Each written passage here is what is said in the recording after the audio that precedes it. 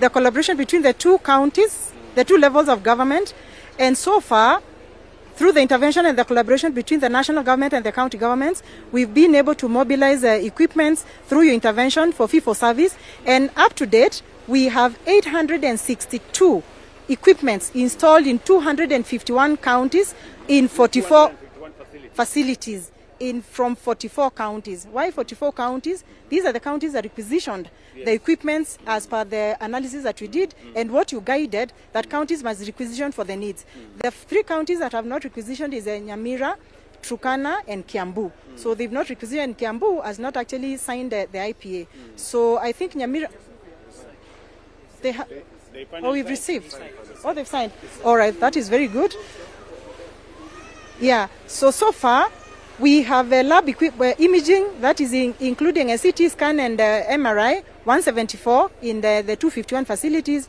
We have 523 lab equipments. We have 140 assorted theater equipments, and of course 24 dialysis in 9 counties. So if you would want to pick a county to see how many facilities have picked, maybe you can just mention a county. We go straight to that county to see how we've deployed the equipment. You can mention a county, Excellency? Yeah. Kicc. Which? Kicc. Kicc. So Kicc is the highest. You see it's actually on blue, 90. And these are the facilities that have actually gotten the equipment. Just go to the left.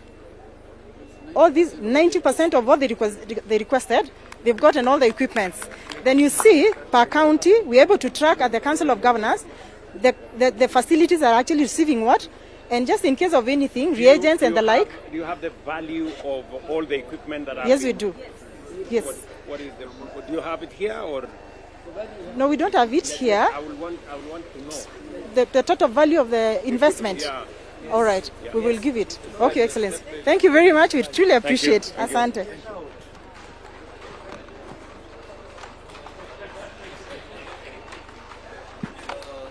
Financing is everything, Excellency. Good morning, Your Excellency. How are you, Your Excellency? So we'll be taking you through a journey of SHA in 2 years. And Your Excellency, we are calling it reform measured in lives. Your Excellency, to begin with, we have 32.3 million Kenyans registered. And if we compare with where NHIF was at its best, we had 16.9 million Kenyans at that time, and now we are 32.3 million Kenyans registered. In terms of access, Your Excellency, we have an increase in the number of facilities from 8,667 to 10,713. And then some key impacts that is measured in lives. 2 years of NHIF, we had 227,741 surgeries. And in just 2 years for SHA, Your Excellency, we have been able to facilitate 501,839 surgeries. When you come to renal care, we have 8,831 patients during NHIF time for 2 years. During SHA, we've nearly tripled that to 20,952 beneficiaries. Your Excellency will take you through then what the impact has looked like. In terms of numbers, that's how our registration has changed. 15.5 more million Kenyans are now covered under the Social Health Authority. Your Excellency, the next slide. We have care closer to Kenyans. If you look at our facility density, moving from 8,000 to 10,713 means more Kenyans are accessing more facilities. And if we look at the breakdown, Your Excellency, government facilities are more at 5,959, 4,534 private, and FBOs at 541. The next slide, Your Excellency, tells us about the resources. 178.5 billion paid out in all the funds. You can see the Social Health Insurance Fund has catered for 134 billion, PHC at 23 billion, public officers at 16.9 billion, and ECCIF at 3.5 billion. Your Excellency, when we look at PHC, what does it look like in terms of Kenyans' lives? 9.3 million Kenyans have benefited from primary health care services. That's an increment of close to 27% from NHIF time. When we look at, Your Excellency, deliveries, our mothers, at NHIF at its best, we had 985 million mothers. For SHA, we've paid 1.3 million mothers who've been able to deliver through SHA and paid out 17 billion to those mothers. In the next slide, Your Excellency, cancer patients. During NHIF took care of 29,473 cancer patients. SHA has taken care of 50,000 cancer patients. Next slide. In terms of renal care, again, Your Excellency, we started at 8,831 for NHIF. 20,952 Kenyans have benefited from SHA. Your Excellency, when it comes to surgeries, 501,839 surgeries have taken place paid for by SHA, and Kenyans have benefited from that. Your Excellency, in terms of critical care, NHIF did not cover for ICU. We used to pay 0 in NHIF days. Now SHA is paying 28,000, and 31,975 Kenyans have benefited from ICU services. And Your Excellency, the newly launched Ambulance Dispatch Center, Your Excellency, from the time you launched this Ambulance Dispatch Center, we've had 506 incidences that we've been able to dispatch and reach Kenyans. And we've had 18,534 calls come in the last 2 weeks. Now, Your Excellency, we want to move you to this end, where you'll come and sit here with volunteer beneficiaries. They want to talk to you. They want to tell you what the experience has been. Your Excellency, that is Margaret, that is Dancent, that is Cindy, and that is Dr. Marion. Your Excellency, our beneficiaries here are volunteers. They want to tell you their story, the good, the bad, the ugly, and the successes of this reform. And we'll start with Margaret, and she's an oncology client, and she'll tell us how her journey has been. And she wants to have a conversation with you. They also have requests of you. Yes. I'm very well. Thank you. Good morning to you. Yeah. Kwa majina naitwa Margaret. Wacha niongee Kiswahili ndio kila mtu asikie. Kwa majina naitwa Margaret Lily. Mwaka jana nilijisikia niko na lump kwa matiti, nikashtuka. Kwa sababu nikajiambia, hizi kansa za matiti zinaanzia na lump. Nitaanzaje? I'm just a housewife. So nikakaa 6 months nikichuna majani tu, nikichemsha, nikikula tu hivi, nikiona nitapona. Then nikamuongelesha rafiki yangu mmoja anaitwa Mama DLL, akaniambia, "Mbona ujisumbue? Ushasikia kuna kitu inaitwa SHA?" Nikamwambia, hii SHA hii watu wanasema SHA ifanye kazi." Akaniambia, "Wacha kusikiza stories za watu. Nitakupa 4,000, uende ofisi ya SHA, uende ujiregister, alafu tuone itakusaidia kivipi." Akanipa siku 2, akaniletea 4,000 na M-Pesa, nikaongezea 2,000, nikaenda kwa ofisi ya SHA, nikaenda nikajiregister, na kufika pale niliulizwa tu maswali ya kawaida. Uko na simu gani? Unaishi wapi? Vitu kama hivyo. I think walikuwa wanajaribu kuni evaluate wajue nitalipa ngapi. Nikasemekana naweza lipa 6,000. Nikalipa. Nilivyolipa nikauliza tu saa hiyo hii naweza kuitumia lini? Nikamwambia hata saa hii ukienda hospitali utaitumia. Mimi nikalala, kesho yake nikakimbia hospitali. Kufika hospitali nikaulizwa kitu ya kwanza, uko na SHA? Nikamwambia niko na SHA. Wakaangalia wakasema hii SHA itafanya kazi. Nikaingizwa kwa daktari. Daktari akanipima. Nikaambiwa nene nifanyiwe skani. Nikasema sasa mimi sina pesa. Sasa hiyo daktari anakuongelesha, unaangalia kwa simu ni contact gani utapigia utafute pesa. Lakini kupelekwa kule scanning, SHA ililipia kila kitu. Nikashtuka kwanza. Unajua mwanzo hii ugonjwa ya kansa inakutia wasiwasi. Hujui utatembea vipi, manake ni sio ugonjwa ati kesho umepona.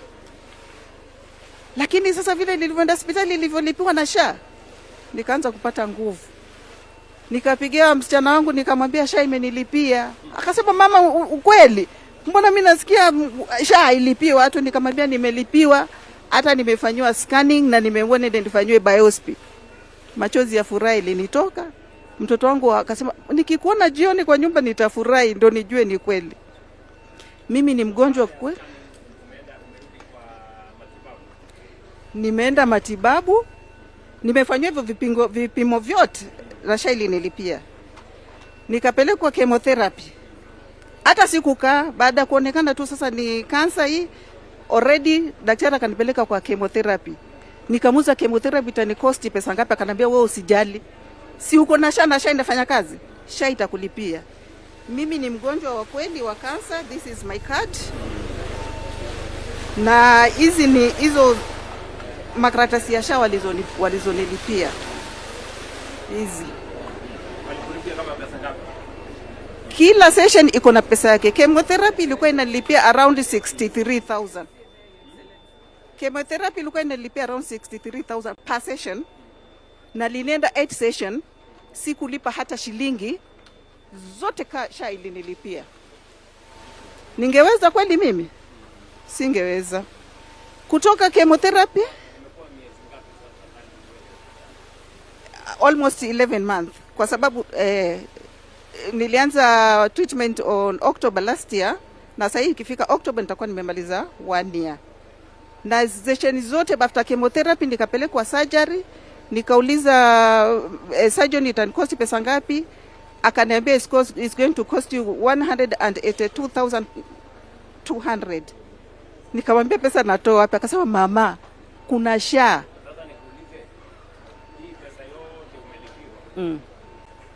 Nimelipiwa na SHA. Kwa sababu kwanza ilikuwa ni 550,000, alafu tukaja tukapewa top up ikafika 800. Ikafika 800. Yes. For 550 to 800.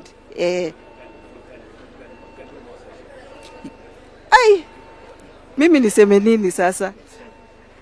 Chemotherapy imenitumia.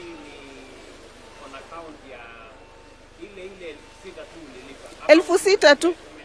Hapana. Hiyo 6,000 tu niliolipa. Inanilipia paka leo. 8 sessions 663,000 multiply.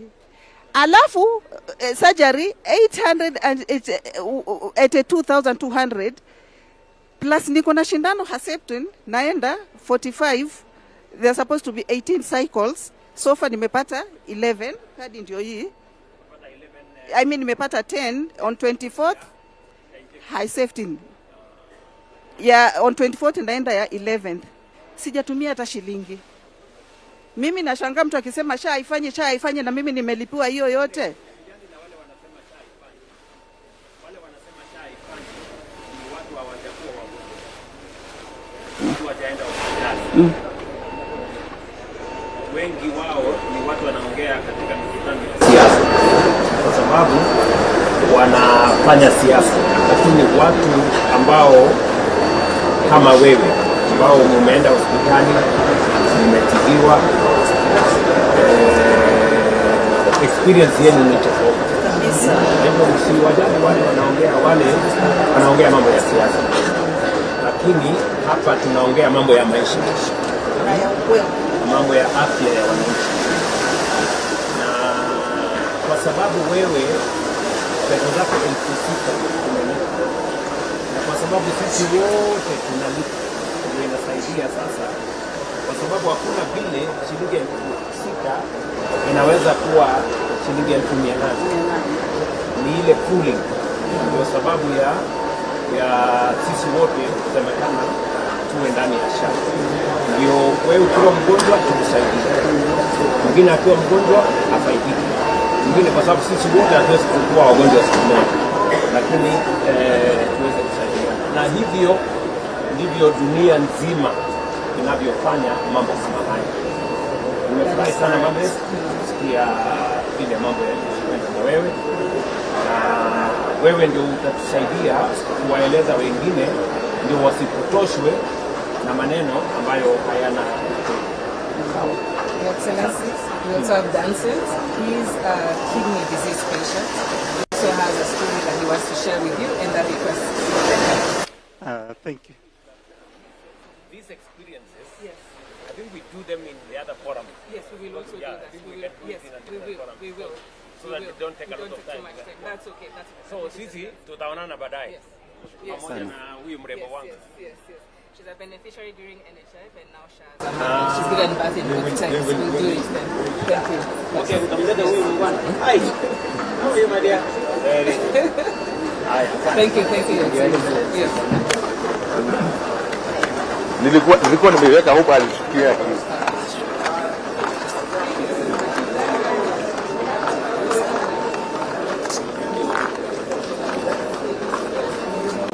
Your Excellency, Thank you so much, Your Excellency, our President, the Deputy President, Prime Cabinet Secretary, and so here is KEMSA.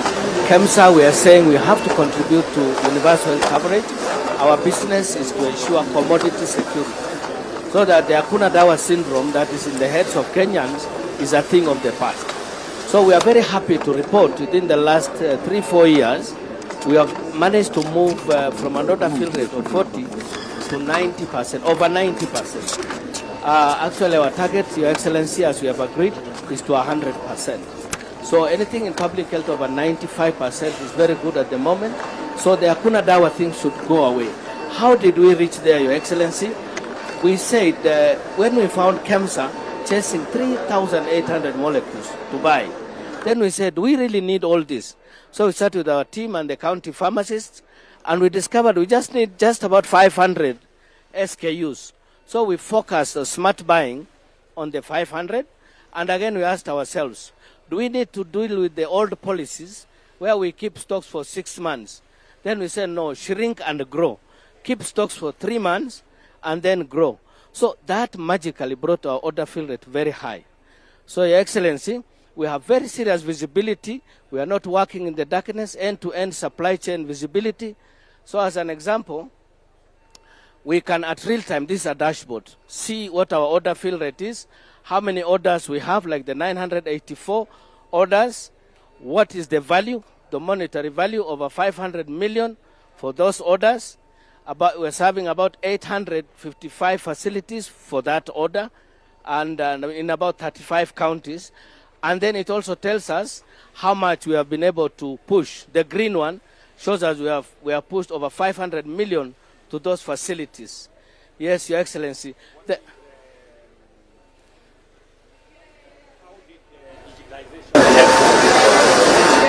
Digitization has really helped us because visibility is everything. It will help us to be traceable, to be auditable, to be visible. So actually, KEMSA, I can say, is fully paperless. Yeah, at the moment. So the next thing is now to hook into DHA so that we have one national LMIS for the country. So digitization has helped us. Dennis here is able to drill down to the exact facilities. The ones have said 855. How have you changed the delivery model? So on one side, you have digitization, helping in getting visibility and, managing dark ends, Now, how has delivery changed? To the facility or to the county stores? Your Excellency, KEMSA is the only agency that can do doorstep delivery, what we call doorstep. We don't deliver at the county or sub-county. The governors here know we deliver to the facility, to the... How did that change? What changed? Over time, we changed. For some time now, that has been the model. So we don't deposit anything at the county or sub-county. We deliver at the doorstep of the health facility. The time frame. Yes, sir. So, time around. Yeah, order turnaround time is the other thing that we measure, and we've also revolutionized that. By the time you order, and the time it takes for the medicines or products to be at your doorstep, we have changed that. We have asked ourselves, when we came, warehouse was working like a normal office, 8 to 5. We said, is this not a normal office? Can we do a shift system from 7 a.m. to 7 p.m. with the same staff? So some are reporting at 7 and leaving at 4. Some are reporting at 10 and leaving at 7. So that actually improved our efficiency, and our order turnaround time has moved from 24 days to less than 2 weeks for the rural health facilities, from 20 days for hospitals to less than 10 days for hospitals now. Thank you, sir. Thank you, sir.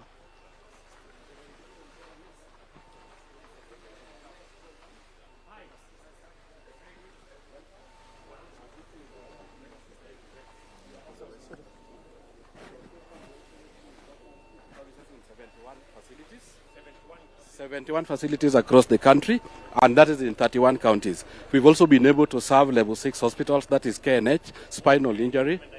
We are supplying ultrasound. where we are able to do obstetric, abdominal, pelvic, and all body scans. We've supplied 71 equipments, Your Excellency. This is fee for service. So the cost of every equipment is about 3 million, the whole package. Additionally, Your Excellency, we are providing consumables for the entire contract period, and we're also giving refresher training, both clinical and technical, to our service health providers. Now, what we've also done, us. Maintenance is on us, Your Excellency. Consumables, we provide maintenance, and then we also do training, both clinical and technical. We only pay for use. You only pay for use, fee for service. If we are bigger, tunangoja. No, you don't wait. We have an uptime of 98%, Your Excellency. So what we've also done to do that, if it is not working, we have no money. So it is in our best interest and the government's interest that it works. Additionally, Your Excellency, we've also been able to integrate this equipment through the Digital Health Authority with SHA. So now there is no fraud. If a SHA-approved patient comes here, in the work list we will get the names of the patient, a scan will be done, and a report is sent back to SHA through DHA, confirming that the equipment has offered service and the service that has been offered. Yes.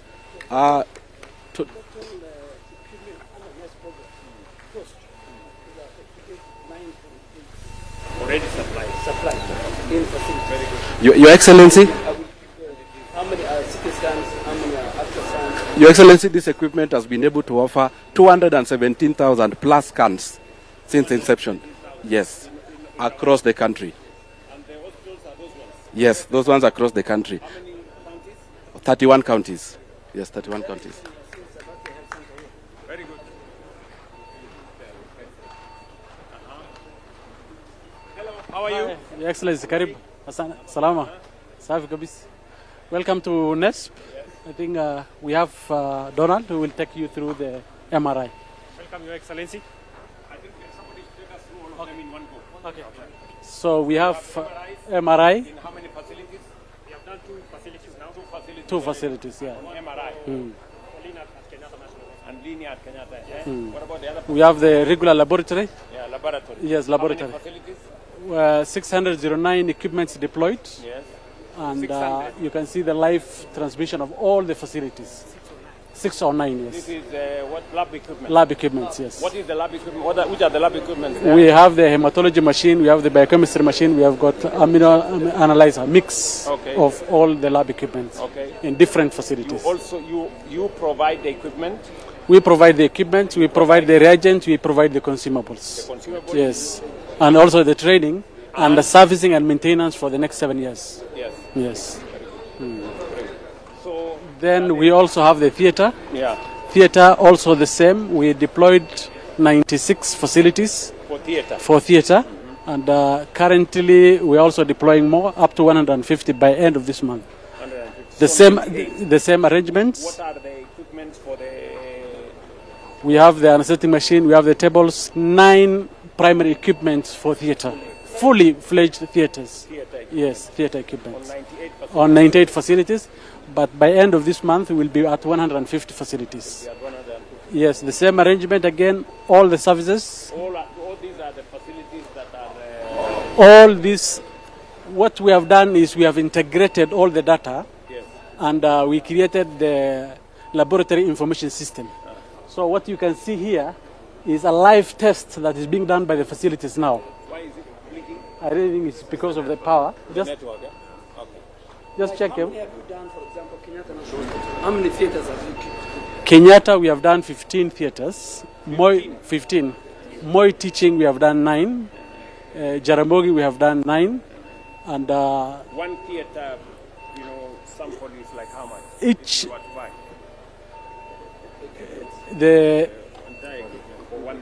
For one theater, is around 15 million. Yeah, 15 million. Yes, 15 to 20 million, because the highest is 20 million. Yes. 8 theaters? 8 theaters for Margaret. So 8 theaters, you do 10, that's 150 million. That's 150 million. Yes. Yes. Your Excellency, And I thought you should know that lady for cancer. It's in her family. Her sister, as we speak right now, is a beneficiary of SHA at Coast General. This is a How are you?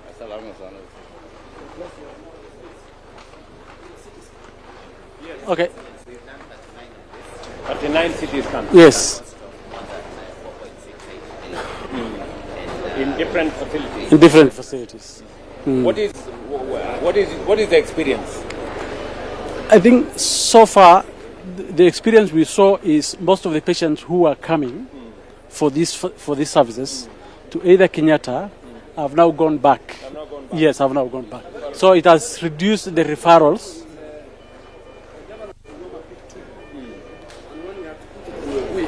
because of the highway and many accidents. So if you look at the number of farms in Kenyatta, you take the rate, about 70%. Your Excellency, the game changer here is that it's a 120 slice. So they can do more complex procedures. Dialysis. Yes, how are you? Yes. So here we have dialysis. So in short, dialysis does the work of a failed kidney. By cleaning the fluid and waste from the blood hours at a time and a couple of times a week. So I'll jump to the numbers. So at the moment we have 24 machines installed. We've scheduled an additional 28 machines to be installed, including an installation being done this week, and we're projected to be at 100 machines by the end of the year. Additionally, we've digitized these machines that allows the Ministry of Health to view this utilization in real time, verifying the services they're paying for. Additionally, also provides analytics to help make better informed decisions. You need to have your hearing. Okay, we will. Thank you. Good morning, Excellency. Good morning, how are you? Thank you, sir. Yes. This is our awareness stand where you are championing, ensuring that no mother in Kenya dies while giving life and no newborn dies from an preventable death. So these are my team members from maternal health, newborn, and also we have an innovation for our youth to access health through AI innovations done by Kenyans. So I will allow, this is our POCUS. POCUS is a point of care ultrasound. This is very handy and it's using AI system. The last time we were taking it to how many facilities? 635. This year we will do similar numbers 635 at 5 facilities. Yes. Across 21 counties. This year we'll go to 26 counties.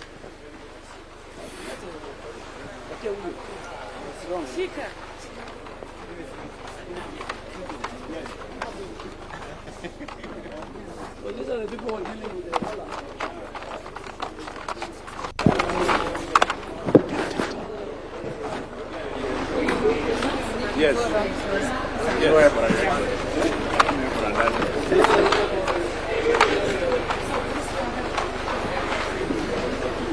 Your Excellency,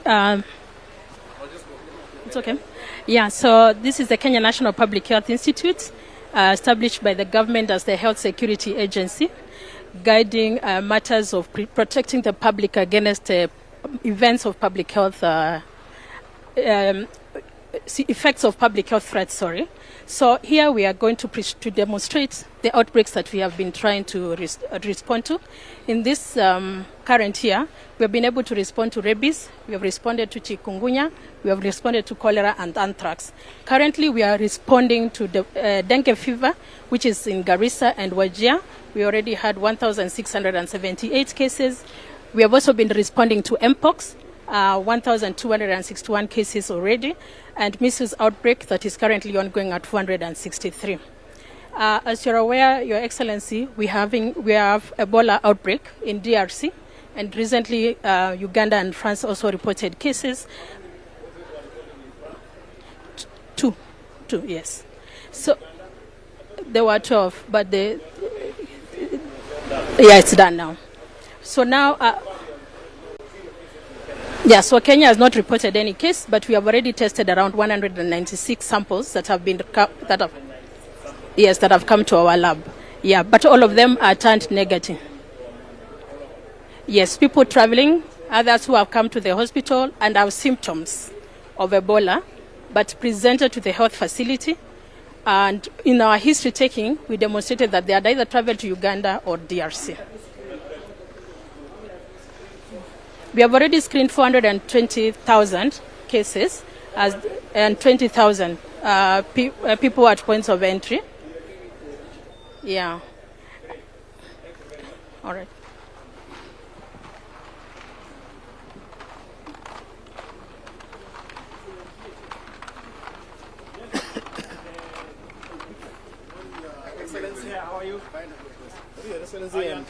Salama sana, Your Excellency.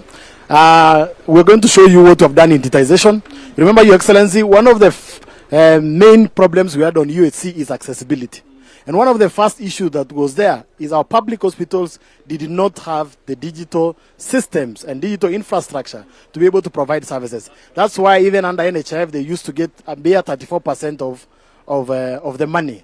And therefore, Your Excellency, the first thing we did is provide these tablets to all our public facilities, 6,700 of them. This tablet, Your Excellency, comes with a power bank, and Your Excellency, it comes with paid-up internet of 10 years. And 10 years, Your Excellency, so that our governors and our public hospitals do not need to pay for any of internet connectivity in that area, Your Excellency. For big hospitals of level 4 to 5 and 6, because they take a lot of data, we're giving them these computers, Your Excellency, 4,500 of them.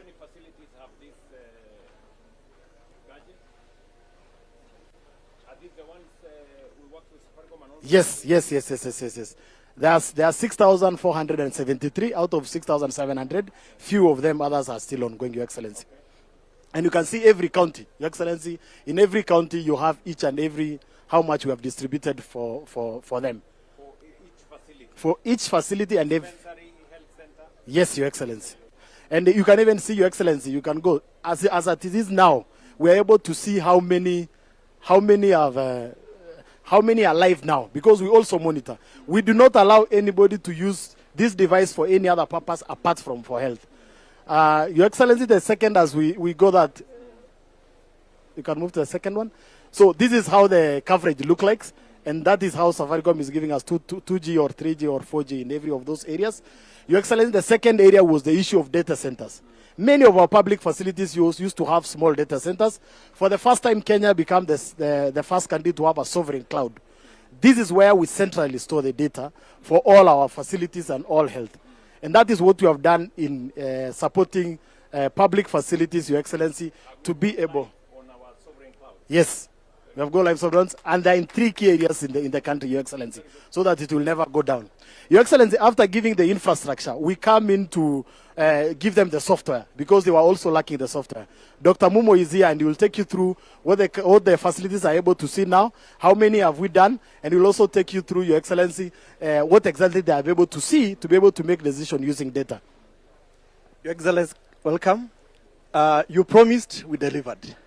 And with this, Your Excellency, 95% of our facilities in Kenya are digitalized, all the way from level 2 to level 6.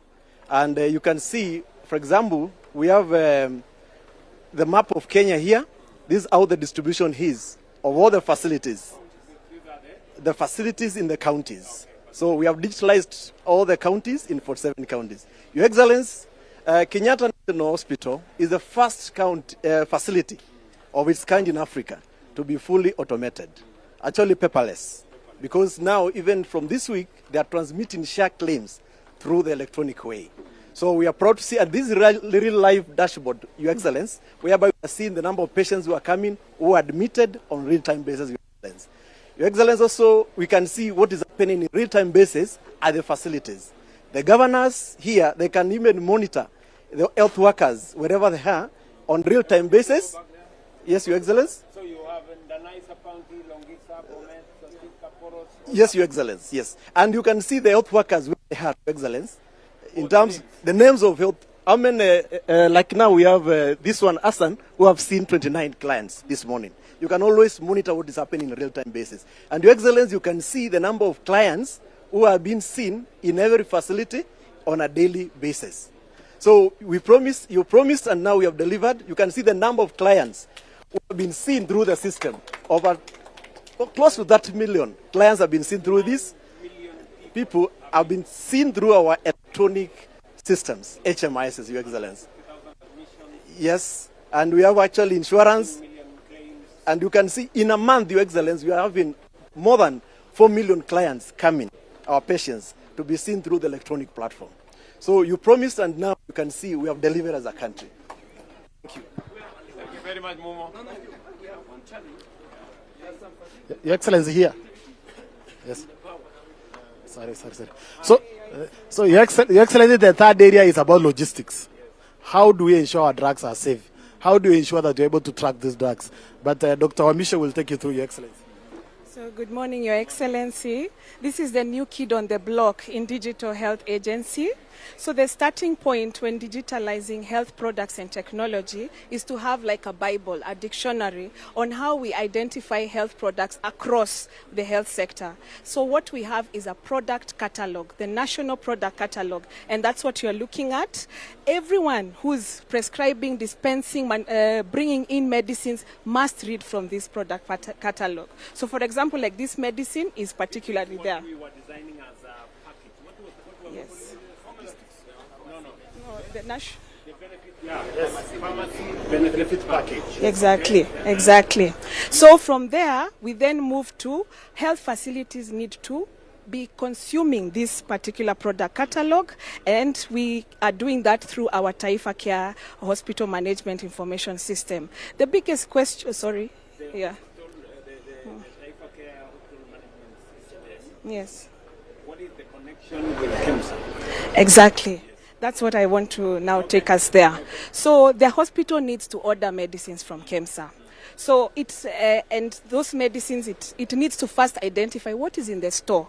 So the system has a pharmacy and stores module. So the pharmacist is able to see this is what I have in store. Then they are also able to now requisition to Kemsa through what we are calling the National Logistic Management Information System. And you can... That is housed in DHA? Yes, housed in DHA. So let me take you to the NLMIS. This is a game changer, Your Excellency. Here we are going to onboard manufacturers, distributors. We've already onboarded Kemsa. Kemsa, we can see we have 10,609 products. This is real time.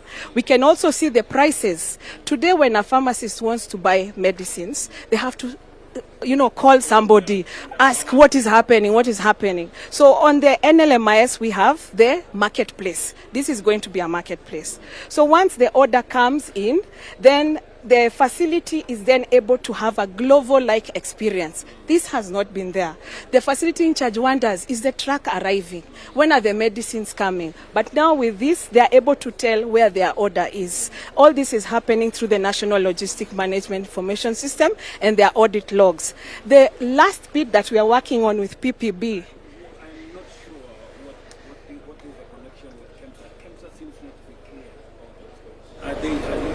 yes, we've been working with them. They have onboarded, sir. And when do you want to pay some attention? Okay.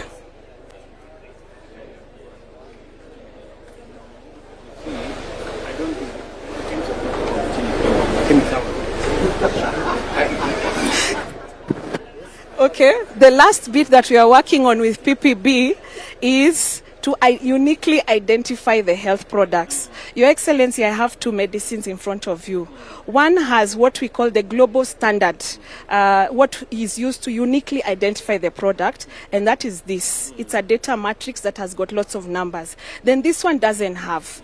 Okay, it just has this barcode. We want all medicines coming to Kenya to have this, and we are working with PPB to ensure that this happens. We are currently in transition period, so we are starting with the ones that already have, but by 1st January, anything else coming in here must have this. Then with this, yes, Of the medicine. Exactly. The source, Exactly. the correct ones, Exactly. traceability. Exactly. And then, Your Excellency, the connection with the patient. Allow me to show you that. The last one is on Afya Yangu. Because the patient must be in the story. So on Afya Yangu, this is an app that the patient has in their hand on a phone. And this is actually me who visited a health facility a few days back. I had a headache, I was feeling unwell. I went to a senior health center, and this excited me, Your Excellency, because a few days later, when I went to my afya yangu, I actually saw the medicines that I was given. They didn't know that it's Joyce. I was just unwell. So this is where we want to reach. When we say everyone has to be on the highway, all the health facilities must be on the highway. The community pharmacies, this is it. Yes. Eventually get it on their phone that they had been to hospital. Exactly. They were attended. Exactly. This medicine was given to them, and this amount of money was paid for them. Exactly. This claim was lodged Yes. on their behalf. Exactly. And yes. Yes. You can check your doctor. Yes. So citizens have appeared, doctors have. Your Excellency, final one is, remember we had an issue of, big issue of fraud across the areas. And we are using the AI engine, Your Excellency, to manage fraud. I want to give Dawe, Your Excellency, to take you through what we have been able to achieve so far. Your Excellency, my name is Dawe. Mzuri sana, Your Excellency. Asante. What we have been doing is Karibu, nimekaribia Joyce. Yes. So what we do is we use big data to detect any anomalies in claims data. We use things to do with patterns detection. If a facility has 10 claims this month, how is it they have 1,000 the following month? And there is no public health emergency. We use things like provider collision. Why is a certain provider just working with certain doctors only? We flag out those cases, duplicate claims patterns. How is a patient in certain facility and the same patient is in another facility in Lamu? So those are the things the AI engine does. We pick up those cases. Previously, we used to do those cases post-payment. Now, SHA does not need to do that. We are able to flag those cases before even payment is done. We flag it off, we review it, we give to SHA for investigations. Currently, we can see the active threats, even as at today. We have, we are not saying Nairobi is a critical area, it's just the volume of business and transactions they are doing. This is as at today, we have about 45 fraud cases that have been picked up, about 2.5 million, followed by Mombasa and Nakuru. And then we are able to see the active cases as at now. If you allow me, Your Excellency, total active cases ahead of time, before any processing has been done. It's real-time fraud monitoring. Yes. So we don't have to do 18 months later, 1 year later, post-audit and say SHA has paid, yes. We don't need to do that anymore. So that's what the fraud engine is doing.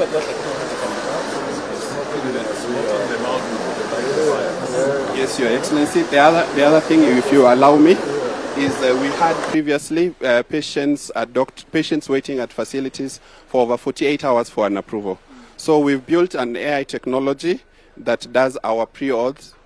Any request that comes in less than 1 or 2 minutes.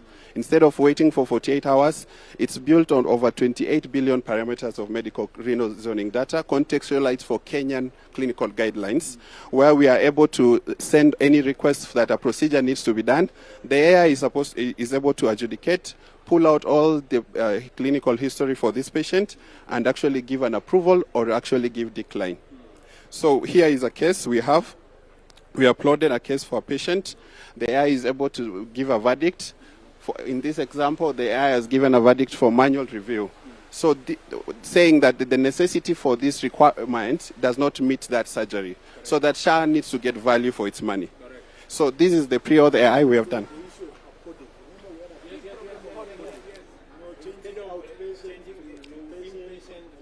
Yes. Yes. Yes, this engine now, the pre-auth AI that's powered by DHA, should be able to detect and pick out these cases and say this does not warrant any admission, Your Excellency. Thank you, Your Excellency. Thank you. Yes, the other bit is, if you allow me, what the AI now has done, the idea is for us to able to adjudicate these claims and reduce the manual workload we have on the doctors. So far we have reduced the manual workload by 54%, and we have been improving as at... yes, Your Excellency. Everything we have done cannot succeed without this. Yes. We can forget about it. Yes. If there is no technology behind this, you cannot. You cannot. Medicines will be stolen. Everything will just be. For NHIF, we had 1,860 staff. That came down to 820 of China. That means the rest of those 1,000, the work is done by technology. Yes, Your Excellency, I want to echo what the CS's remarks, because we have much volume of claims actions that we need to do than NHIF, but we have lesser capacity. So this is being enabled by the AI, by technology. Actually, as at August now, we have reduced the manual workload by up to 82%. That needs usually a human to sit at a desk. Yes, by 82%. Yes, where you usually have someone sit at a desk and approve our claims. Yes, we are only doing 20%.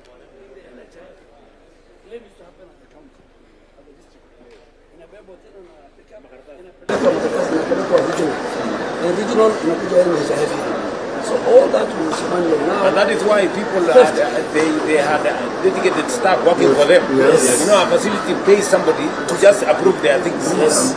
Now we remove that familiarity from the process. We let the system do what it needs to do.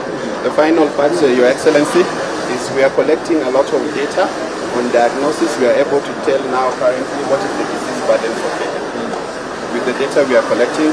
And for interest, I will just take you to prescription, what Dr. Joyce has mentioned. Currently, there is a lot of work. Yes. Yes, Your Excellency. Agree on with certain people to use our data on some understanding. Yes, Your Excellency. Yes.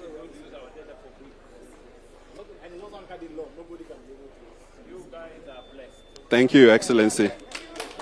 Thank you, Your Excellency.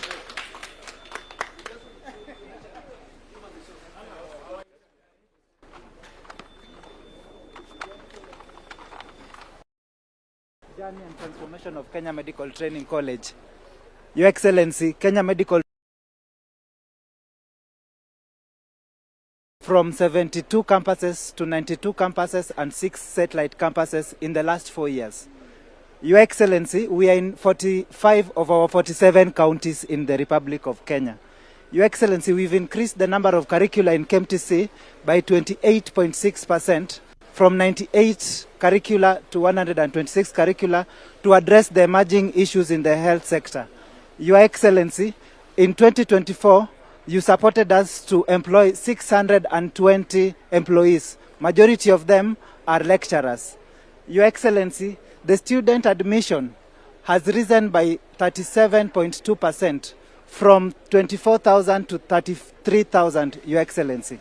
Your Excellency, the student population has increased by 65%, from 54,332 to 89,586. Most of them, yes.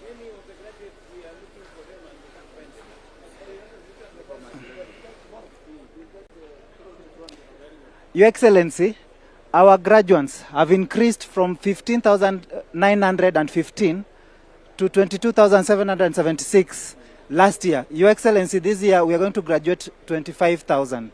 And we want to invite you, Your Excellency, for that graduation. Yes, sir. Thank you, sir. Your Excellency, you have supported us to have 29,641 students access HELB loan. Your Excellency, we now have 57 of our campuses undergoing construction for student accommodation. Your Excellency, labor mobility has also been a focus that your government is focusing on. And Your Excellency, we have increased mobility of human resources by 185%, by moving from 1,000 to 3,095, and we want to move even further by collaborating with foreign governments like Germany. Your Excellency, to support SHA and transformation in healthcare, we have focused on courses that allow us to be more efficient, like health records and health insurance cadres. So, you have how many campuses? 92 campuses and 6 satellite campuses. And out of the 92, 57 are benefiting from our affordable housing program. Yes, sir. Yes. Yes, sir. So we are building hostels. We are building hostels. Using the housing levy. Yes, sir. What do you tell those who are telling us they want to abolish housing levy? Sir,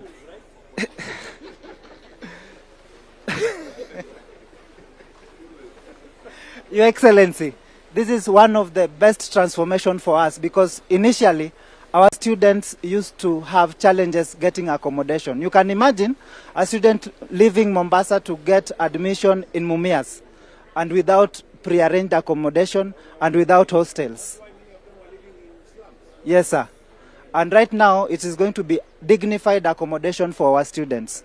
Your Excellency, to support Ewene, we have our programs that focus on reproductive health. And Your Excellency, finally, we are cognitive of the need to support communities where we live.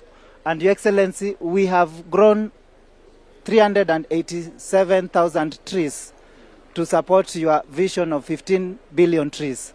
And Your Excellency, we also recognize accidents that happen on our roads, Your Excellency.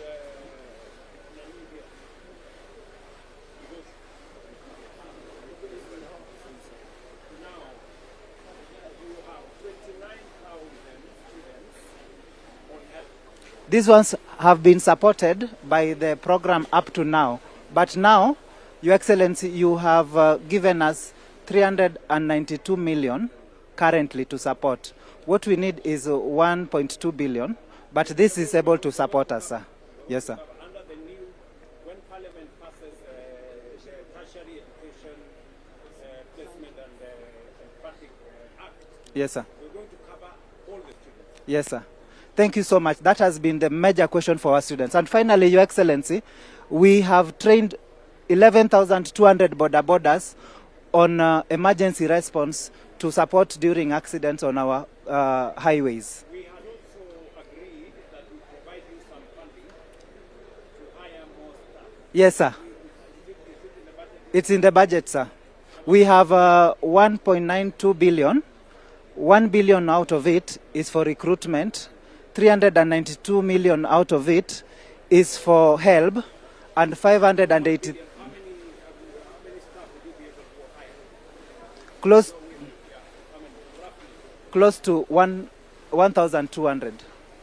Yes, sir. And most of it are going to be teaching staff. Teaching staff. Yes, sir.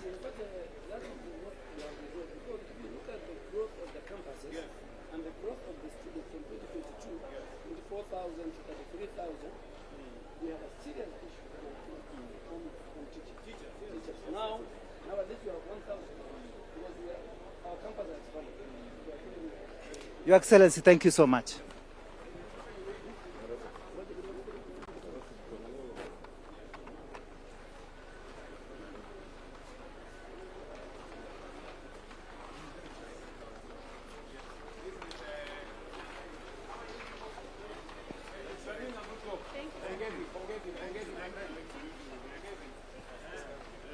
I've been following what you guys are doing.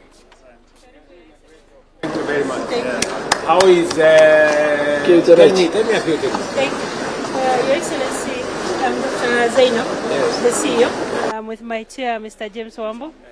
James, Very good. We have our facility 650 bed capacity. We, as you know, we opened our doors in 2019 during COVID. When we transitioned from COVID, we started with cancer care as our premium service.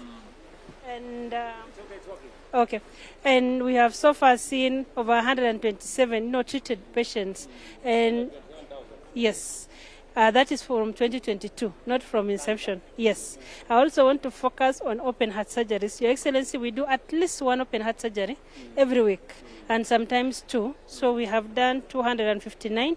We have the largest critical care capacity with 69 beds, which are almost always full. Yes, so we provide surgical services, maternal and child health. We've started, we have a fully fledged renal services, but we've started transplant also.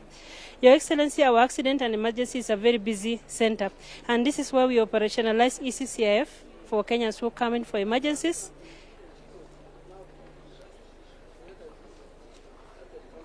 Yes. Shall we cover 1.2 million? Yes. Kenya doesn't need to go. Yes. Your Excellency, 99% of our patients have share. Yes. 99% of our patients have share. We are directed almost 20 ambulances every day. You are telling us It works. It works. Your Excellency, there are cancer patients who come to me and tell me, Dr. Zainab, if you have to make sure there are drugs, because I don't have any other option. KU is my option. I can't afford out of pocket. So please make sure I don't miss my drugs. So it works, Chair, Your Excellency. We have operationalized the 922 diverse almost 20 ambulances to us every day. So our accident emergency is active for ECCIF. Yes. Your Excellency, we have all the diagnostic, imaging and laboratory testing that we provide across the radiology and the lab services. And we want to focus our next presentation on cancer because it is our premier services. Please work with me. I show you the rest a little bit towards that end. Thank you. Thank you.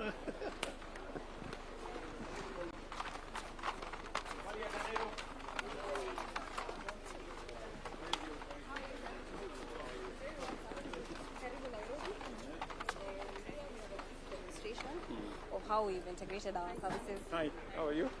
Very good. Here we have a brief demonstration of how we've integrated our services from the facility to the community as well. And so in the community, of course, we have our CHPs who go around, but even at the facility, if you come, you will have a community desk that registers you if you don't have SHA. And then, of course, you will be referred. This is Ruto. Yeah. And then, of course, you will be referred to the facility. And this is one live one from Makadara. You can see the number of patients who we've seen today. How many patients? Today at Makadara Hospital, we've seen 95 patients currently. This is a live board. And we have that for at least 110 of our facilities. We are yet to implement for level 5, which we are doing together with DHA from the communities. Yeah, and then we've also increased the number of patients that we have because of other innovations that we do. So we give an aftercare service for our mothers in Ruto. So they have a massage for also the father and the mother as well. Thank you very much.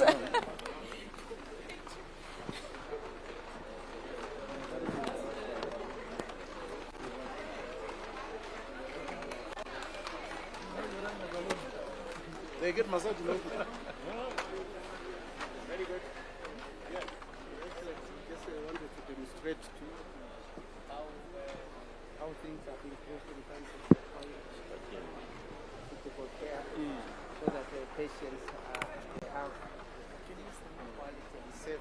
safe medicine. This is available with our surveillance team. It's in the vehicles and they go around. They go to a chemist, immediately they check and it gives it within 2 minutes the results are available. So we make a decision whether to withdraw the product from the market or not. Yes. Yes, sir. Okay, very good. Yes, sir.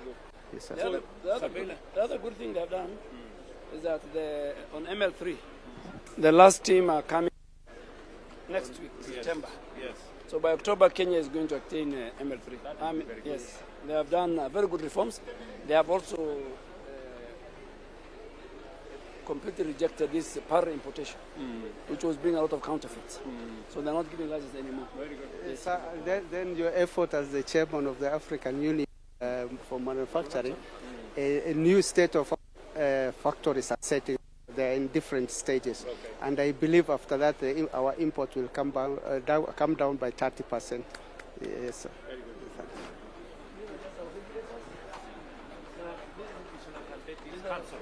Bali cancelled. Salama sana. Yes.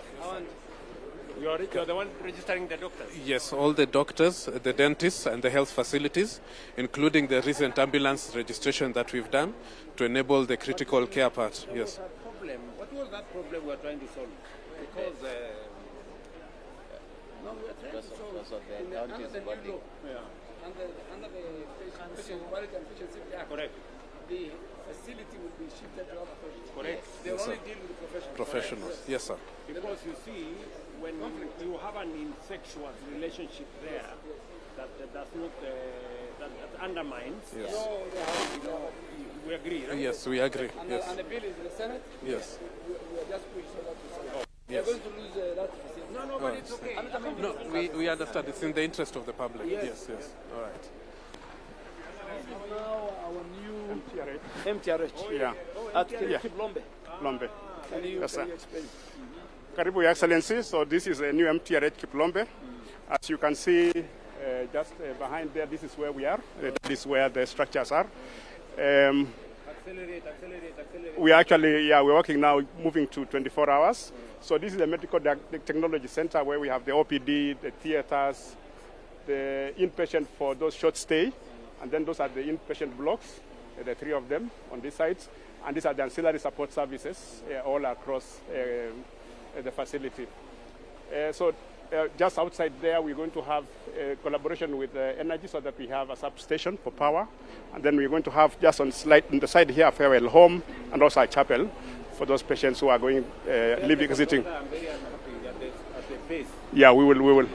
Yeah, we will force him. It's going to be 2,000 beds.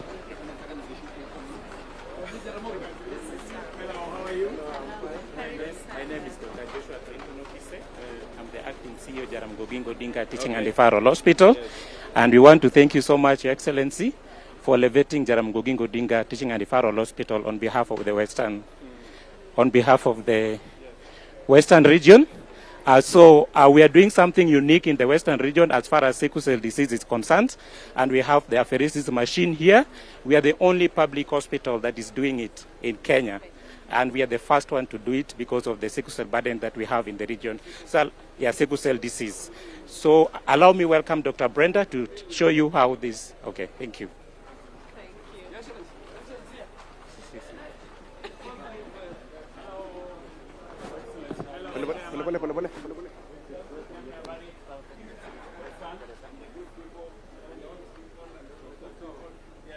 Welcome, Your Excellency.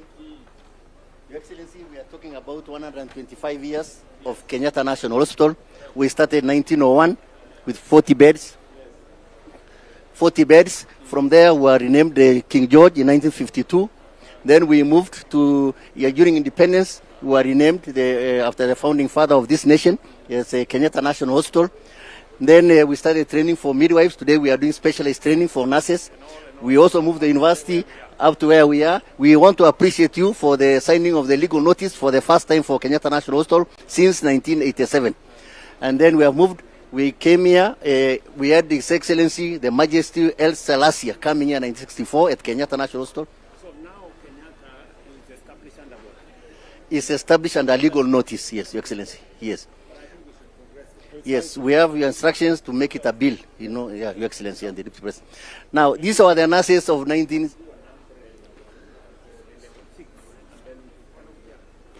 Yes. Nurses of 1950s, 1960s, dresses, and this is the journey with the capes no longer there. Your Excellency, we have the journey of anesthesia machines. We have Keme here. Yes, this is what was there. Yeah. Dr. Angwaro, please. Thank you, Your Excellency. This was the original old anesthesia machine. The EMO machine.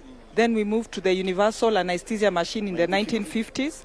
And then in the 2000s, the modern, sophisticated, with a ventilator and patient monitor that enables us to do the specialized surgery like 60 to 75 per day in Kenyatta National Hospital. Thank you, Your Excellency. On the National Equipment Service, how many, I'm told some of your theaters have been equipped. Yes, Your Excellency, we have now 32 theaters fully equipped at Kenyatta National Hospital. It has never happened before. 32 Yes, 32, Your Excellency. Yes. Okay, very good. Good morning, Your Excellency. Good morning. How are you? Fine. Welcome. We are representing newborn unit in Kenyatta National Hospital. Yes. It's a highly specialized unit where we have specialized neonatal nurses to take care of our babies and even neonatologists. So this is a baby that was born preterm.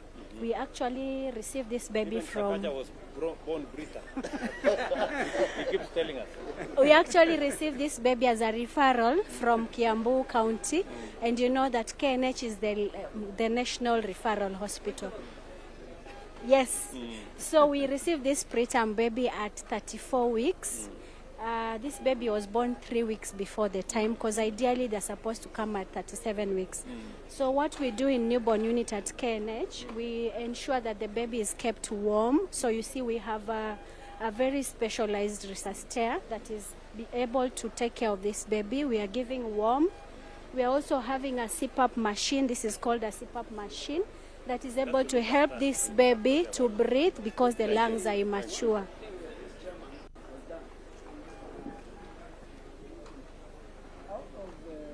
The ward, they raised from the private sector about 400 million, Your Excellency. We are renovating to the standard of Khan, 10 wards, and we'll bring you on the November.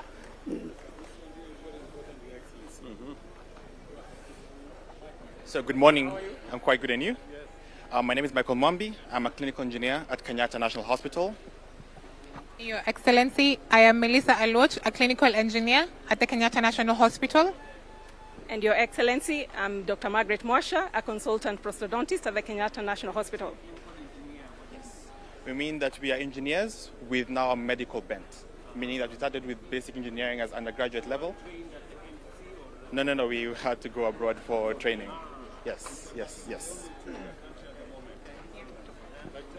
Your Excellency, we are advancing surgical care and prosthodontic rehabilitation, leveraging AI, digital health, and advanced medical technologies such as this 3D printer that you can see here to offer world-class medical services to our patients, not only transforming their lives, but giving them a hope where there was none.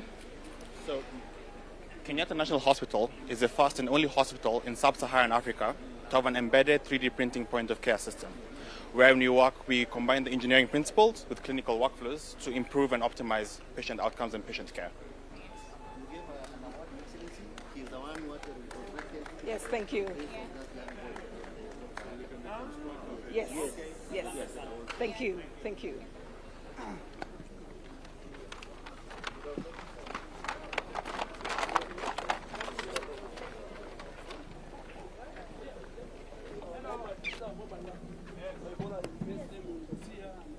Hi.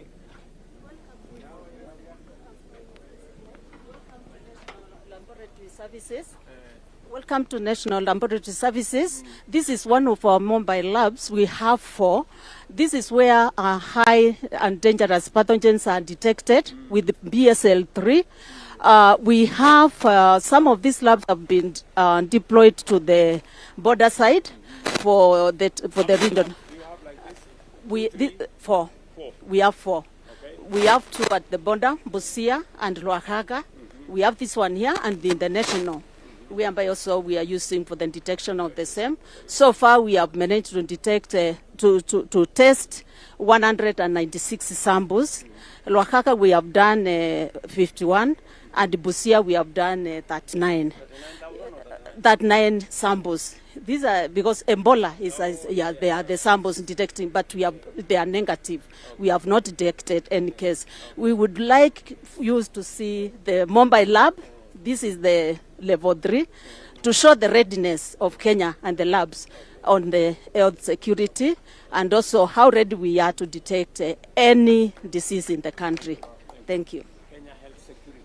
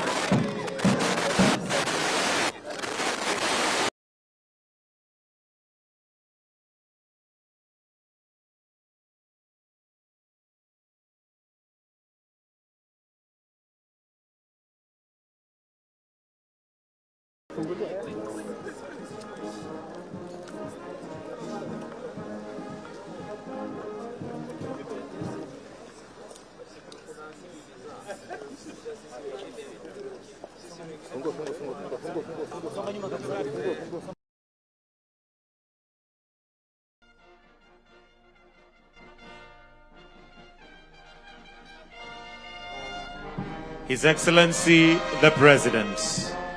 Tumkaribishe kwa makofi tafadhali.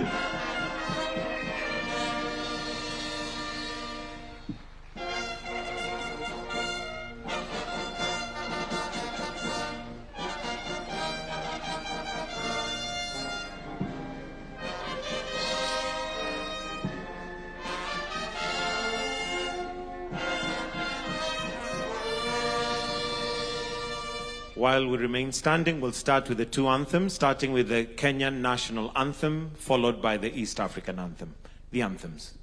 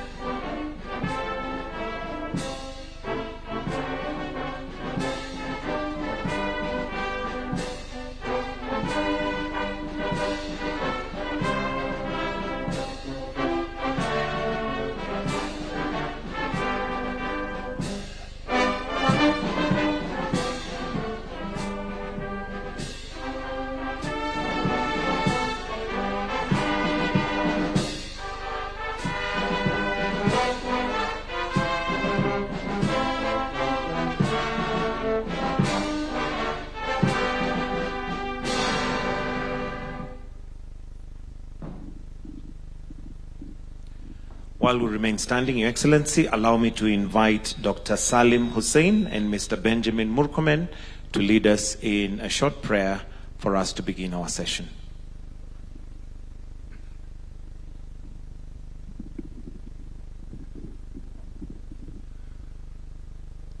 Tuombe. Bismillahi rahmani rahim. Alhamdulillahi rabbil alamin. Ar-Rahmani rahim. Maliki yawmiddin. Iyyaka na'budu wa iyyaka nasta'in. Ihdina siratal mustaqim. Siratal ladhina an'amta alayhim. Ghayril maghdubi alayhim waladdallin. Amin.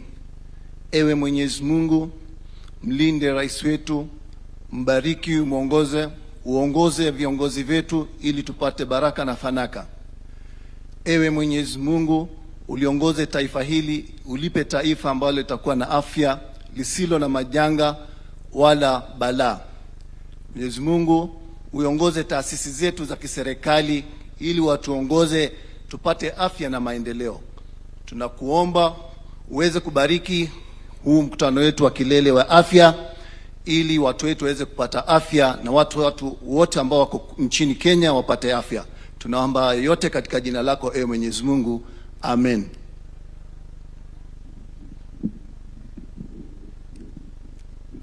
Let's continue praying. Heavenly Father, we come before you today with hearts of gratitude, acknowledging that all authority comes from you. We thank you for the gift of life, for bringing us together for the Kenya Health Summit. We lift up our President, Dr. William Samoei Ruto, all the leaders of our country, and the citizens. Grant our leaders wisdom, protection, strength, and understanding as they guide us and our nation towards universal health coverage. Oh Lord, guide us, guide our discussions and decisions with wisdom, unity and compassion. May this health summit be a turning point towards stronger health systems, greater preparedness, quality, accessible, and equitable health care for all Kenyans. May this summit yield meaningful and lasting solutions and strengthen our health system for the benefit of every Kenyan. We commit this summit into your hands. Lead us now, guide us, and bless our efforts. For in Jesus' name I pray with thanksgiving. Amen. Let us kindly take our seats. Your Excellency, Dr. William Samoei Ruto, President and Commander-in-Chief of the Kenya Defence Forces, Your Excellency, Professor Abraham Kithure Kindiki, Deputy President of the Republic of Kenya, Your Excellency, Dr. Musalia Mudavadi, the Prime Cabinet Secretary, Honorable Moses Wetangula, the Speaker of the National Assembly, Mr. Gary Cornell, Resident Coordinator, United Nations, all Cabinet Secretaries present and Principal Secretaries present. In this case, we have Honorable Aden Duale, the Minister for the Cabinet Secretary for Health, Honorable Ahmed Abdullahi, COG Chair and Governor, Wajir County, Ms. Neema Kimambo, WHO Country Representative, Host Governor, Honorable Johnson Sakaja, all governors present, all members of parliament present, development partners, stakeholders, and all in the health ecosystem, distinguished ladies and gentlemen. Your Excellency, with your permission, allow me to invite Dr. Ouma Oluga, our PS State Department for Medical Services, who will give a short welcoming remarks before inviting PS Modoni to then guide us with the program. Tupige makofi tafadhali akija, PS Dr. Ouma Oluga.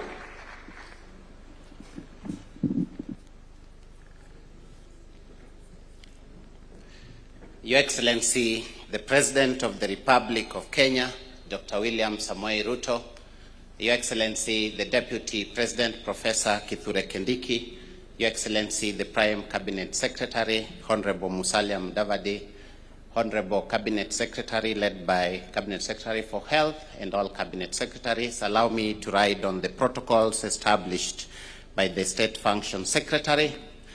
Your Excellency, mine is just to set the scene of why we are here. Health at its best is a promise. It's a promise to every citizen, a promise that we gave ourselves in the Constitution.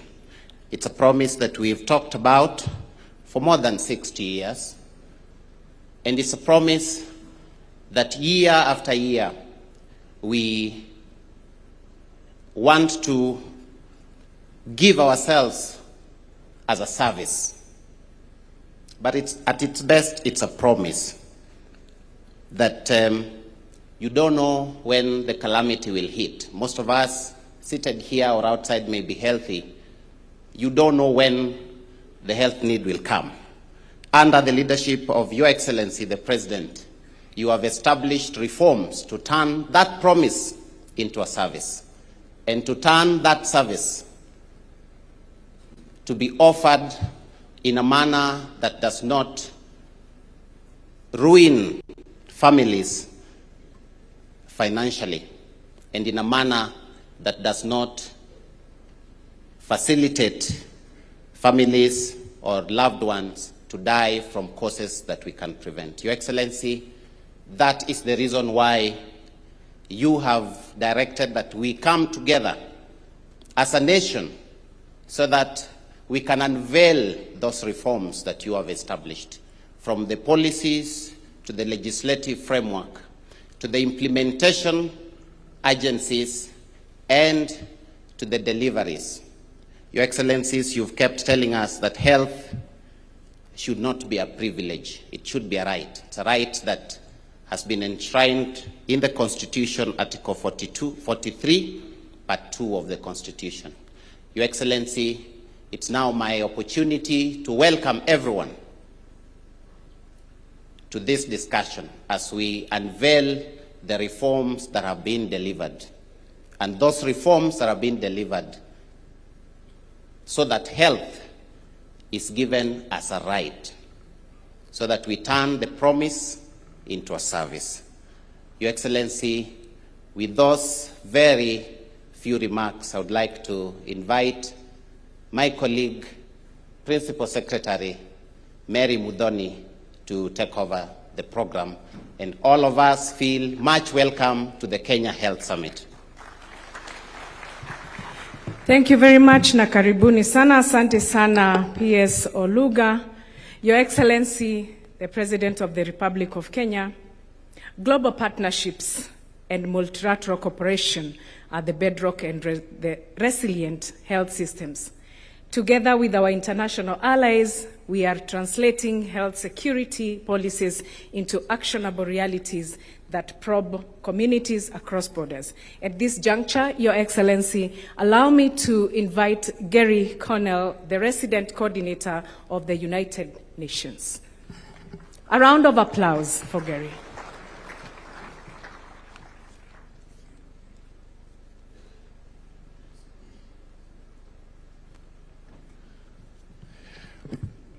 Your Excellency, Dr.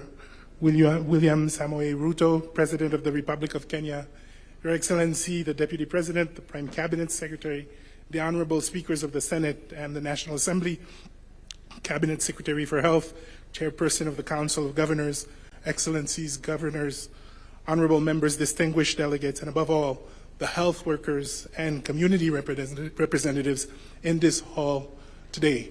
Good morning, and what an inspiring morning it has been already. I am honored to speak on behalf of Mrs. Zainab Hawa Bangura, Director General of the United Nations Office in Nairobi, who conveys her warm greetings to this summit, and to address you as Resident Coordinator on behalf of the United Nations family in Kenya. Thank you for convening the whole health system in one room.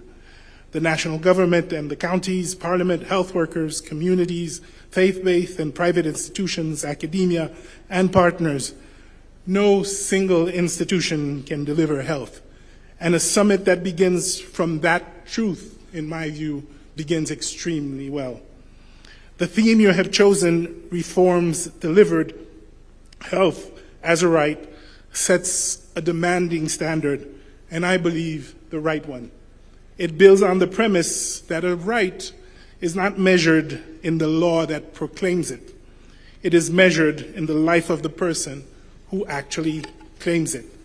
It also establishes that a reform is delivered when a mother in any county reaches safe and respectful care in time, when a community health promoter can complete a referral, when a clinician finds the medicine that was prescribed, and when a family seeks treatment without fear that illness will push them into poverty. As we have already seen this morning, Kenya has built a serious foundation on that standards. New legislation on social health insurance, primary health care, digital health and facility improvement financing, the Social Health Authority, primary care networks, and a strengthened community health workforce, and sustained attention to health workers, health products, local manufacturing, and public health security. This is important reform architecture and a clear national direction, progress on which Kenya can and will continue to build. Now, this chapter is opening new and expanded implementation, carrying these reforms with equity and quality into all 47 counties and every community. That will ask, in my view, four things to move together: financing that reaches the point of care and protects households, a workforce that is supported and fairly distributed, reliable essential medicines and technologies, and data that tells leaders who is being left behind. And this morning, again, we saw incredible, innovative work around that. It will ask both levels of government to move as one system, and it will ask all of us to protect essential services as external financing change. The community health promoter kits to be launched this morning carry that ambition in the doorstep of the household, where a right begins to be felt. For our part, the United Nations stands ready to align its collective offer behind Kenya's institutions, not to substitute for them, but to strengthen their ability to deliver for every Kenyan. Evidence and standards, technical expertise, support to national and county systems, to primary health care and health security, and to financing analyses through this transition. One United Nations system team behind a national agenda. We warmly welcome the summit communique and the joint UHC acceleration plan to be adopted here. Our shared hope is that they emerge focused, sequenced, and time-bound, clear about responsibilities at both levels of government, supported by partners, and open to the public accountability that turns commitment into trust. Now, I have spent my working life in health as a physician and a public servant, and it has taught me a lesson that has been long understood here in Kenya. Systems do not deliver simply because they are well designed. They deliver because people, and that's what we're seeing, leaders, health workers, communities, keep faith in one another. Kenya has those people in this hall and in every county. A right written is a promise. A right delivered is a country keeping its word. Mkutano huu na usiahidi Kenya kutimiza ahadi yake kwa kila Mkenya. Asanteni sana. Thank you. Thank you very much. Your Excellency, the battle of universal health coverage is won at the grassroots. And strong intergovernmental coordination ensures that our nation health strategies translate into tangible and life-saving primary healthcare services. At this juncture, Excellency Governor Sakaja, utukaribishe, and then you invite the chair of the council.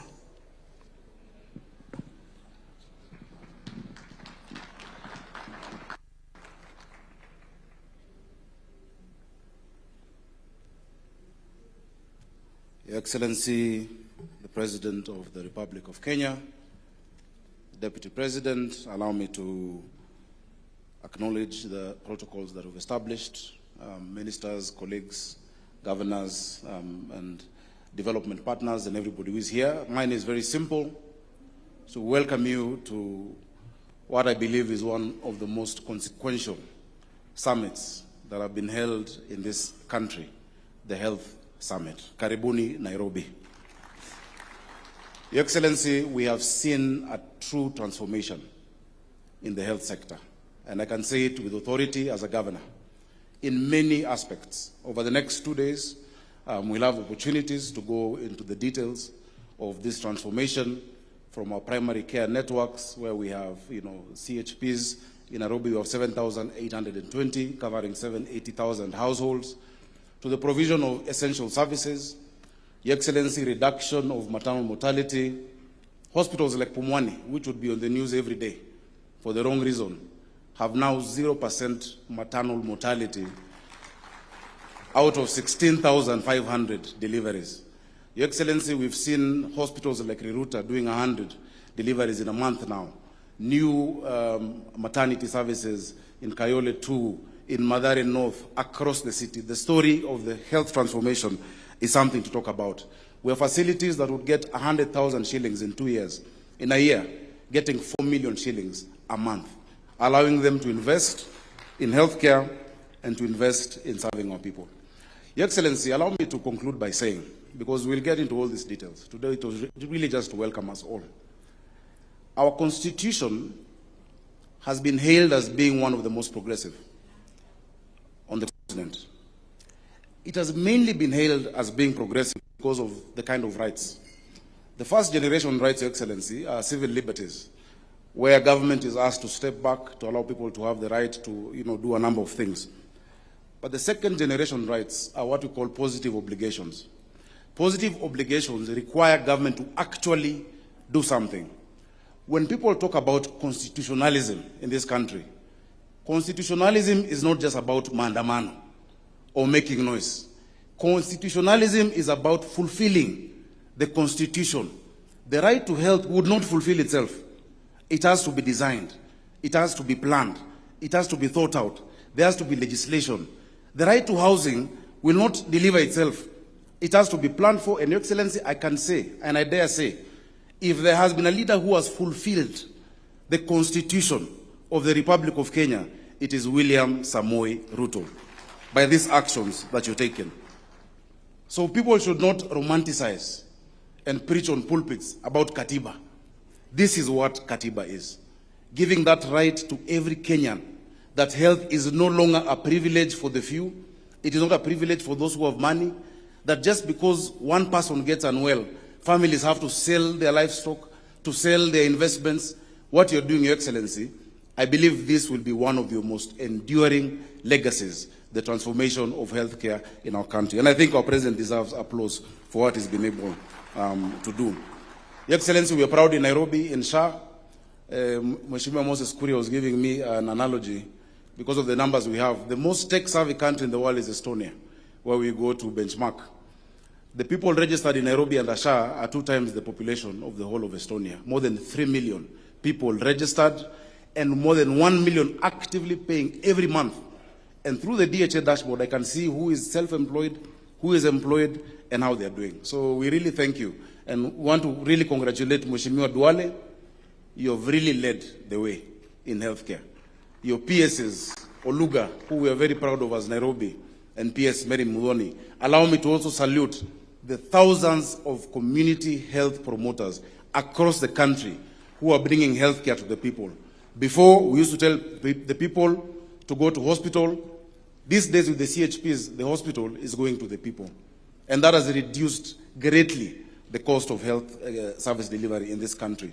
I'm sure that investment can be quantified by our minister and by the team here. Your Excellency, allow me at this juncture to invite the chairman of the Council of Governors to also come make his remarks and introduce the governors, the many governors who are here.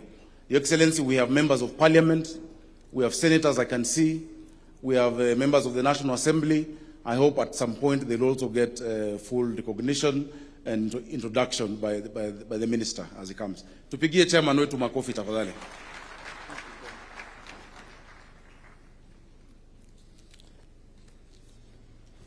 Your Excellency, Dr. William Samoei Ruto, CGH, the President of the Republic of Kenya and Commander-in-Chief of the Defense Forces, Your Excellency, Honorable Professor Kindiki Kithure, Deputy President of the Republic of Kenya, Your Excellency, Dr. Moses, Your Excellency, Dr. Musalia Mudavadi, Cabinet Secretary, Prime Cabinet Secretary, and Cabinet Secretary for Foreign Affairs, Your Excellency Dr. Moses Wetangula, Speaker of the National Assembly, All Excellency Governors, Cabinet Secretaries, PSs, Members of Parliament, Development Partners, ladies and gentlemen. Your Excellency, it's a great honor to join you at the Kenya Health Summit 2026 on behalf of the Council of Governors and the 47 county governments. I wish to appreciate the Ministry of Health for convening this important summit and for the continued engagement with county governments in advancing the health agenda of our country. The theme of the summit, Reform Delivered, Health as a Right, speaks directly to the responsibility we carry as leaders. Health is not simply a sector of government, it is a constitutional right and a fundamental determinant of social and economic well-being of our people. Your Excellency, we meet here more than 16 years since the promulgation of the Constitution of Kenya 2010, which fundamentally transformed our system of governance. Devolution has evolved from a constitutional aspiration into one of Kenya's most consequential governance reforms. Today, Your Excellency, our emphasis is that we can do so much for Kenyans in the health sector through coordinated intergovernmental implementation, functional service delivery, and measurable patient outcomes. And I want to confirm on behalf of the COG that we have actually achieved so much in the space of healthcare. We have achieved tremendous results over the past 4 years through your leadership, Your Excellency, and through the bottom-up economic transformation agenda better, which prioritized universal health coverage for all Kenyans. I wish to highlight, but just a few areas that demonstrate the progress we have made and equally the work that remains before us. In primary health care, over 107,800 community health promoters, CHPs, were deployed under a 50-50 shared financing model between the national and county governments. This has expanded health service availability at the primary level. Primary care networks, PCNs, have increased from 89 to 277. On health financing, Your Excellency, since the inception of the Social Health Authority, counties have cumulatively received 46 billion shillings, out of which 31.4 billion has been paid to hospitals through the Social Health Insurance Fund, SHIF, and 14.2 billion has been reimbursed to primary health care facilities. 98% of public facilities have been onboarded on the Social Health Authority share. Through collaboration between the two levels of government, 32.4 million people have been registered under the Social Health Insurance Fund, representing a significant increase from the 7 million people previously registered under NHIF. Counties have also strengthened emergency response with 304 of our ambulances out of the 506 that we run currently already integrated into the National Ambulance Dispatch System, improving referral linkages and timely response to patients requiring urgent and specialized care. Your Excellency, through your initiative under the National Equipment Service Program, NESP, the county governments have now specialized equipment at all levels. This has gone a long way in improving the capacity of counties to handle critical patients and other access to specialized care. We now have MRIs, ultrasounds, blood equipment, blood chemistry equipment, you name it, in the most peripheral of places, Your Excellency. Through the UHC reforms and digitization, the Digital Health Authority has been able to distribute 42,300 digital devices across level 2 to level 5 facilities, processing share claims in all 47 counties. These are but a few areas that the reforms in the healthcare sector have greatly improved.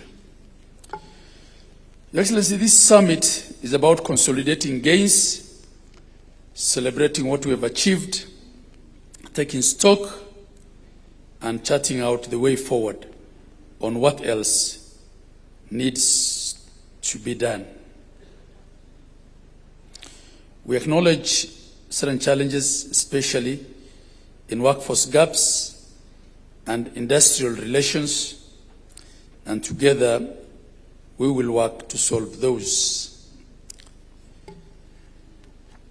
Your Excellency,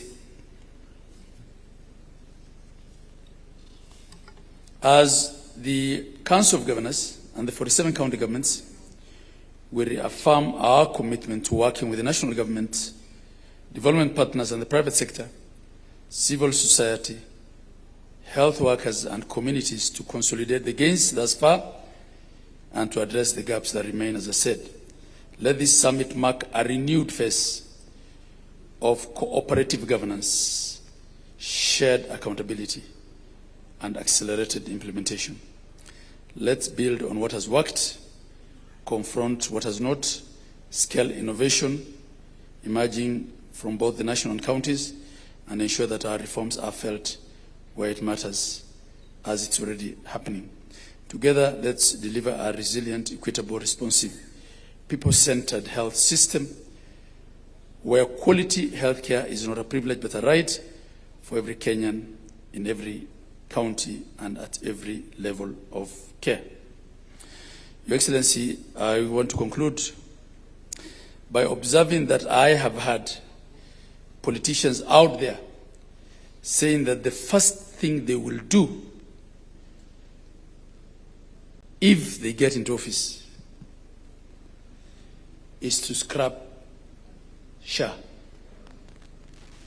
Your Excellency, actually one politician said, on day one, I'll scrap SHA. To replace with what? Your Excellency, your administration is doing its best to fix everything. I think what we have failed to fix as a country is the toxicity of our politics. I want to confirm that hospitals in the most peripheral of places today receive funding directly from SHA. And in many cases, and I've said this before, the challenge we have as governors is to control what they do with that money so that they're not using it to just do more pavements and more innovations, but use it to things that can actually help patient care. This would not have been achievable without SHA, Your Excellency, and without all the policy changes. Your administration has thought through everything from financing to policies to digitization, and as a council, we appreciate the partnership that we have. Your Excellency, let me just take a minute to introduce the governors who are here. Excellency Governors, you may just stand where you are. I hope I can see you.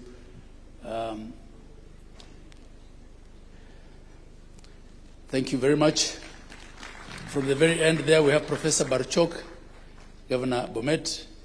We have Governor Gladys Wanga, Governor Homa Bay, Gideon Mungaro, Excellency, Governor of Kilifi, Fatuma Achani, Governor of Kwale, Governor, I call him Kipiego Arabsang, Governor of Nandi.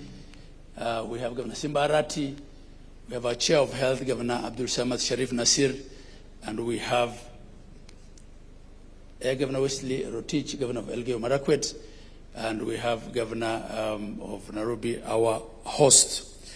Your Excellency, I want to end by saying that we look forward to very engaging deliberations for the next 2 days to discuss where we are, to consolidate gains, to appreciate ourselves that actually we have achieved a lot. And for those saying that they will scrap SHA, it's akin to telling us that they will destroy the roads that have been tarmacked once they get into office. I end it there. Thank you, Your Excellency. Thank you very much, Your Excellency. Before I call the next speaker, I would kindly request the PSs who are in the house to stand up and just wave to the crowd. We have PS Mohamed Dagar, Transport, PS Judith Pareno, Justice, PS Ismail Madei, Special Programs, PS Hariki Mutai, Mining, PS Beatrice Inyangala, Higher Education, PS Idris Dokota,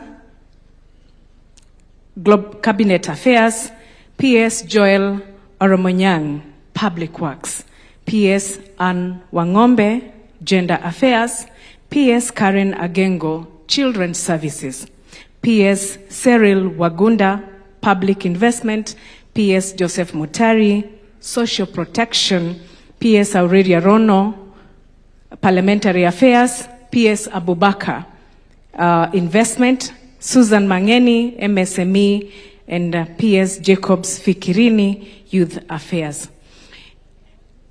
Oh, and our SG,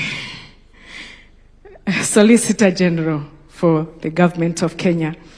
Your Excellency, transforming healthcare requires bold leadership and a steadfast commitment to delivering comprehensive reforms.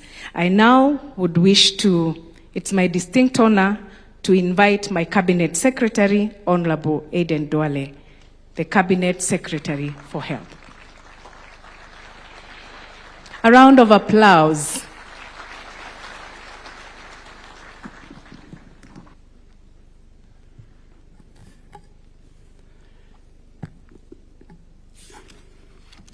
Your Excellency, the President of the Republic of Kenya and the Commander-in-Chief of the Defense Forces, Your Excellency, the Deputy President, Professor Kicc, Your Excellency, the Speaker of the National Assembly and the Head of the Legislature, Speaker Moses Wetangula, Your Excellency, our Prime Cabinet Secretary, Honorable Musalia Mudavadi, Your Excellency, the Chair of the Council of Governors, Governor Abdullahi, Your Excellencies, Governors present, Cabinet colleagues, Your Excellency, the Cabinet Secretary for Housing, my sister Alice Ohome is here, the Cabinet Secretary for Tourism, Rebecca Miano, the Cabinet Secretary for Gender, the Cabinet Secretary for Environment, the Attorney General, my brother, the Cabinet Secretary for Sports, the Cabinet Secretary for Energy,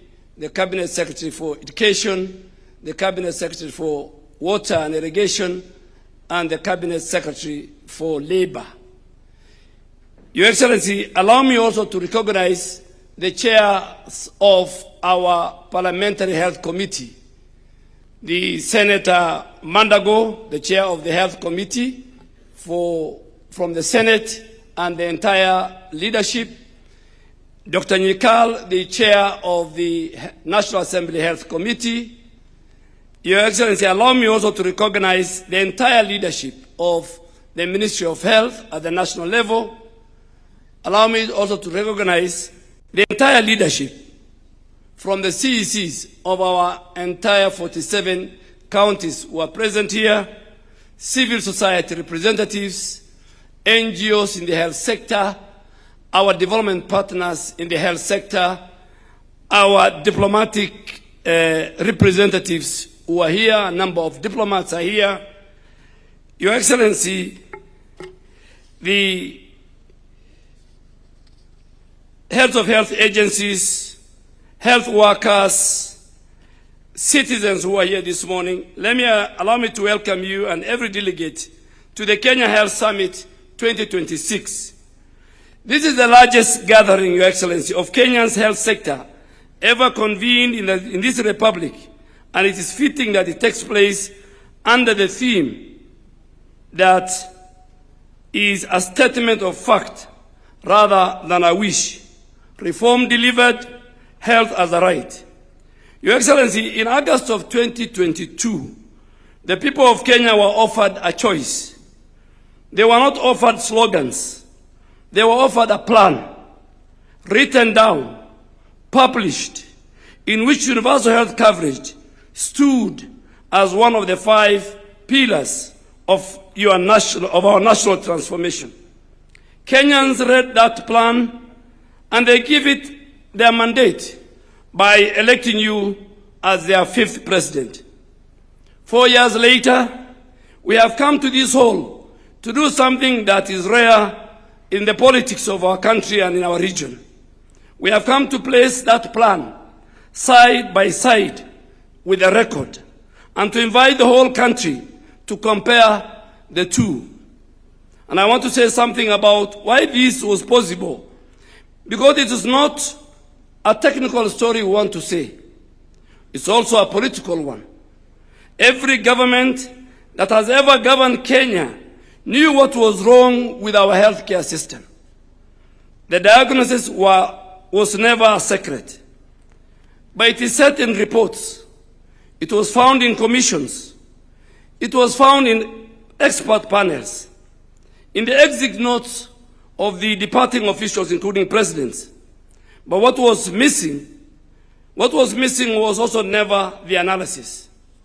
What was missing was a head of state willing to spend the political capital. Your Excellency, in the first year of your administration, you chose to retire an institution that has served this country for nearly 6 decades. that employed thousands, that had a constituency of its own, that has defeated the reforming intentions of every government before you. You were advised, and I know because I some time set in those meetings, and it could have been safer for you to amend, it could have been safer for you to postpone, or to pilot the way some of your predecessors have done, or to appoint yet another task force. You declined all those offers. You went to Parliament as our president, and you asked for the 4 new laws. And that's why the Speaker of the National Assembly and the Committees of Health are here. And when the transition proved difficult, as deep reforms always do, you did not retreat into silence. You went out and explained it publicly in every county in this republic. And that's why we are here today. Not because the Minister of Health is clever, but because this reform had a political ownership at the very top, sustained for 4 years, and the technical machinery built deliberately underneath. Your Excellency, you will shortly place before this nation, is not my duty, the full account of universal health coverage, known as Taifa Care. You'll tell the country the coverage we have done. You'll tell the country the contribution, the payments, and the outcome. And allow me, therefore, Your Excellency, to report to this summit on 3 matters that fall directly to this ministry and which determine whether any of that money ever becomes care, the medicines, the equipment, and the people. Your Excellency, a health system on health commodity security. A health system is only as credible as the medicine on its shelves. When this administration came into office, the national order fill rate at Kenya Medical Supplies Authority stood at 35%. In plain language, a facility that ordered 10 essential commodities received fewer than 4. Today, that rate stands at 95%. We restored the authority's balance sheet by recapitalizing KEMSA through 10 billion shilling credit facility arranged with one of our commercial financial institutions. And we did that because there's no supply chain in the world that functions without working capital. We have operationalized the Embakasi Supply Chain Center. We have strengthened our regional distribution hubs in Kisumu and Mombasa. And we have moved the entire chain from paper to platform. Your Excellency, today KEMSA supplies more than 11,400 health facilities, and 54% of everything it distributes goes to primary health care at level 2 and level 3, the dispensaries and the health centers, where most Kenyans seek care. What this means for an ordinary Kenyan, Your Excellency, is very simple. The mother who walks to a dispensary with a prescription in her hand now finds the medicine at the end of the queue, and not a referral to a chemist she cannot afford. On National Equipment Support Program, equipment, Your Excellency, because a clinician without a diagnostic is a clinician guessing. Under the National Equipment Support Program that you introduced as one of the key pillars of universal health coverage, as of 30th July 2026, we have installed medical equipment valued at 9.68 billion shillings in 251 health facilities across our 44 counties, showing 239 county facilities and 8 national facilities. Let me be very specific about what that means at the bedside. It means 36 CT scans, it means 2 MRI machines, it means 52 digital X-rays, and it means 72 ultrasound machines that have been provided. Consider what that changes. Not long ago, a Kenyan who needed a CT scan had two options: travel to Nairobi or go without a diagnosis. Today, that equipment is available in the great majority of our counties, and it's paid for by Taifa Care, not by the national government and not by our county governments. Over the last 4 years, this government has deployed 24,573 healthcare interns to all the 47 counties, Your Excellency, at an investment of 19 billion shillings. An annual placement has risen from 3,373 in the financial year 2022-2023 to 6,800 in 2026, nearly doubling the single admission for our young graduates from our colleges. This has allowed young Kenyans who for 4 years ago could have completed their training and go home to wait, get a placement. We have also sponsored 262 medical registrars across 35 specialties, so that counties who have never had a single specialist are now growing their own. We have released 3.5 billion shillings to settle the accrued basic salary arrears owed to our doctors. Under your direction, we are employing 5,000 additional nurses and midwives are being recruited. All these happened under your leadership, Your Excellency, in the last 4, and we will showcase them as the 2-day health summit progresses. Your Excellency, allow me now finally to acknowledge our partners in this work. To our Excellencies, the governors, health is a devolved function, and every figure that will be quoted in this hall was earned in a county facility by a county staff. This reform has been a genuine partnership between the two levels of government, and I want to thank our governors for that. To our development partners who have stood with us, Kenya, through a very difficult period of global health financing, thank you for the confidence you have shown in our healthcare system. To our private and faith-based providers, our professional bodies, our unions, you are inside this system, not outside. And this reform is stronger for your involvement. And to the Kenyan healthcare workers who are here and those who are listening to us, who are the reason any of this, who are the reasons that a patient reaches them at any time. This government sees you.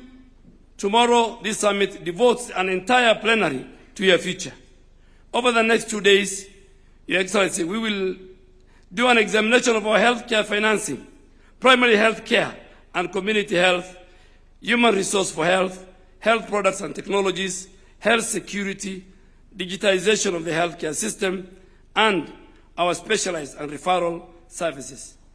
Her Excellency, the First Lady, will do a session tomorrow on maternal and newborn health at the plenary. We will close, we'll have the Deputy President who will run another plenary tomorrow afternoon before we have a joint plenary where we want to listen to the people of Kenya, and His Excellency the President, as a listening leader, will be sitting in that forum. Your Excellency, just to conclude, tonight we have the Town Hall Health Summit, and we want to answer all the questions. We want to answer all the questions concerning the healthcare system in Kenya. We want to answer all the fake headlines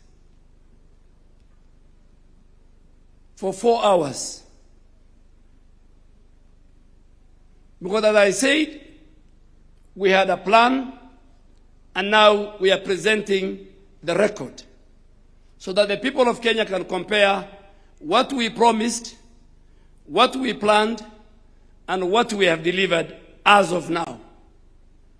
To Your Excellency, and more important, is in that healthcare at a health summit town hall tonight, we will have testimonials from the stakeholders, what our unions see in terms of healthcare workforce reform.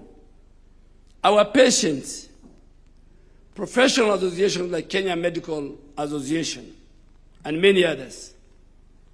Our governors will be there. The entire leadership of the counties will be there.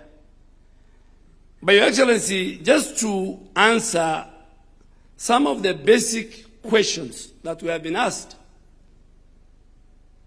is that the architecture of universal health coverage, at the bottom is the primary health care, which is fully funded by your government. 27 billion in the last 2 financial years.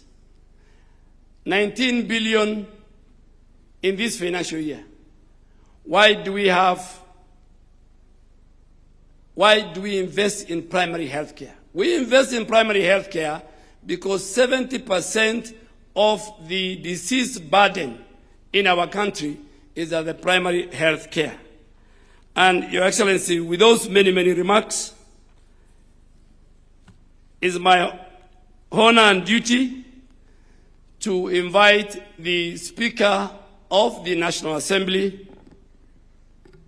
to come and give us remarks on the role of the legislature in the delivery of healthcare system in our country.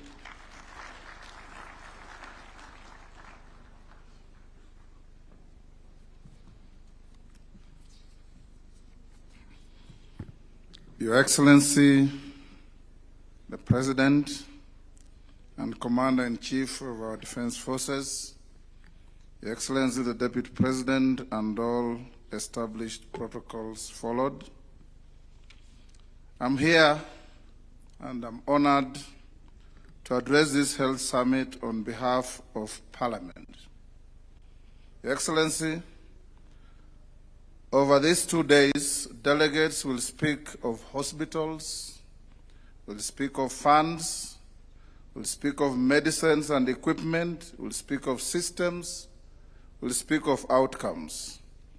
I wish to speak about one aspect that precedes all of them, and without which not one of them would exist, and this is the enabling legal framework. Your Excellency, Article 94 of our Constitution provides that the legislative authority of the Republic is derived from the people and is vested in and exercised by Parliament. At our independence, Your Excellency, our founding father pronounced that the incoming government of the people of Kenya was going to focus on fighting 3 things: poverty, ignorance, and disease. Over the years, efforts have been made in the health sector to achieve the war against diseases. In 1966, the National Health Insurance Fund was founded, and later in 1998, it was cemented into an Act of Parliament as NHIF, primarily to provide for medical cover for formal and informal sectors. The fund was operated by the National Hospital Insurance Fund Board of Management, and it relied on tiered flat-rate monthly deductions as its contributions rather than proportional income scaling. Over the period, Your Excellency, the NHIF faced massive systemic corruption, losing billions of shillings through ghost clinics, inflated claims, collusion between rogue medical facilities and state officials. The reform journey that your government started, Your Excellency, has had the effect of addressing all this. Whenever you speak to any member of Parliament, Your Excellency, You'll hear always the same story. Desperate families calling at midnight about hospital emergencies and their attendant bills, their names being forced on fundraising committees and cards that are circulated without their knowledge, standing at hospital gates negotiating for the release of a patient, and at mortuaries negotiating for the release of bodies to their loved ones. Parliament understood the necessity of reform because parliamentarians have constant interaction with the needy in the population. The Departmental Committee on Health in the 12th Parliament had recommended, as it exited on the 8th of June 2022, that its successor should establish a facility improvement fund for county public health facilities. Section 104 of the Health Act of 2017 had also directed that legislation on health be enacted within 3 years. That instruction had remained unfulfilled. The National Hospital Insurance Fund, born in 1966 and governed by the 1998 Act, had long since been overtaken by the structure of our economy and dynamic social needs. So, Your Excellency, when you brought this agenda to the House of Parliament in your administration, you found an already convinced Parliament. Parliament had been waiting for the executive to act, and it took courage from 1963. All successive governments had made half-hearted attempts to achieve what we now have in our country. In the year 2023, Parliament considered, interrogated, amended, and passed 4 statutes, which Your Excellency assented to on the 19th of October of the same year. These were, first, the Primary Health Care Act, number 13 of 2023. It established for the first time in our history a legal framework for the delivery and management of primary health care through primary health care networks, and it placed our community health promoters on a statutory footing rather than leaving them to the whims of successive government initiatives. The second was the Facility Improvement Financing Act, number 14 of 2023. This, anchored on Article 207 of the Constitution, permits a public health facility to retain and manage the revenue it generates. In plain language, money earned at a dispensary in Kimilili or Kilifi or Kacheliba is now spent and ought to be spent at that dispensary. The third piece of legislation was the Digital Health Act, number 15 of 2023. It discharged the unfinished obligation of the Health Act of 2017, established the Digital Health Agency, mandated a comprehensive integrated health information system for the whole Republic, and gave every Kenyan statutory protection over their personal health data. The fourth, the Social Health Insurance Act, the much talked about SHA, over which yours truly here was taken to court 6 times. It now, together with it establishes 3 public funds for primary health care, for social health insurance, and for emergency, chronic, and critical illnesses. 4 statutes passed in one session of Parliament, Your Excellency, was unprecedented. It is the most consequential body of social legislation enacted by any parliament in Kenya since independence. Far-reaching reforms are not always readily embraced and accepted. These 4 health bills were met with robust public debate. There were those who benefited from the gaps, flaws, and shortcomings of the status quo who did not welcome the reforms. These were in the minority. The majority of Kenyans saw this as a right trajectory in mitigating the myriad challenges that the health sector faced, and saw these legislations as a Damascus moment for our health sector. As we speak today, the number of Kenyans registered under the universal health coverage being a whopping over 30 million compared to about 8 million under NHIF will convince every doubting Thomas on the vision and foresight that informed these reforms. Numbers do not lie, and in law we say, res ipsa loquitur. Things speak for themselves. Under the Constitution, Parliament appropriates and divides revenues between the 2 levels of governments. It then has the mandate to ensure prudent use of those resources so that Kenyans get value for their money. I want to assure this summit that this is a duty that Parliament holds sacrosanct and will discharge without fear or favor. Parliament shall always ensure that any person or entity entrusted with management of public resources is accountable to the letter. Your Excellency, ladies and gentlemen, there are cases within the laws I have cited that require no financial contribution from citizens. These are primary health care, emergency, chronic, and critical illness.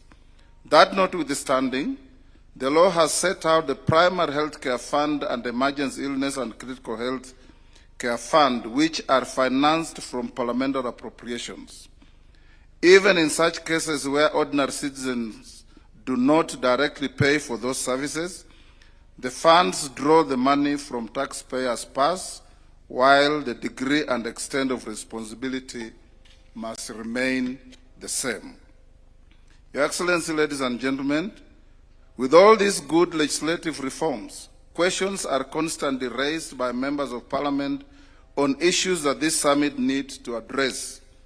Number 1, rationalization of manpower or health professionals so that citizens in both urban and far-flung rural areas enjoy similar benefits and attention from our health sector workforce, including medical consultants. 2, the preventive and promotive care should be more enhanced to avoid costly curative remedies. Here we should place emphasis on regular physical checkups, clinics, advisory on nutrition, fitness, immunization, counseling, etc. 3, cases of hemorrhaging funds from the healthcare system by individuals and health facilities, whether public or private, must be checked, and those found culpable must face the consequences. These include the war against ghost facilities that were very common under the defunct NHIF. I was happy as we went round to see that now we have an AI fraud engine that is dealing with this difficulty. The last, even where the citizen is required to make a financial contribution, the regulators should ensure that no unlawful charges are levied against any citizen.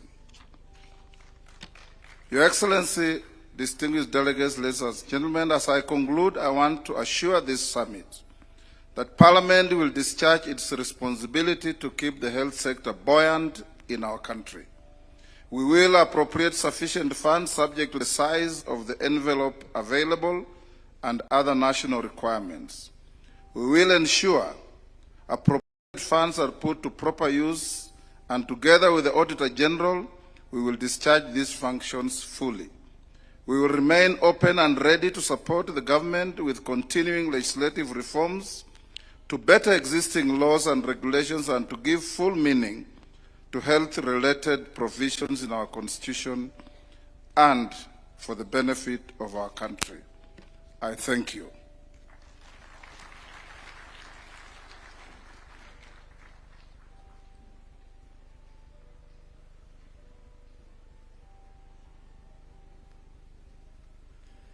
Your Excellency, distinguished delegates, now it's my honor and duty to invite the Prime Cabinet Secretary to take the program from here.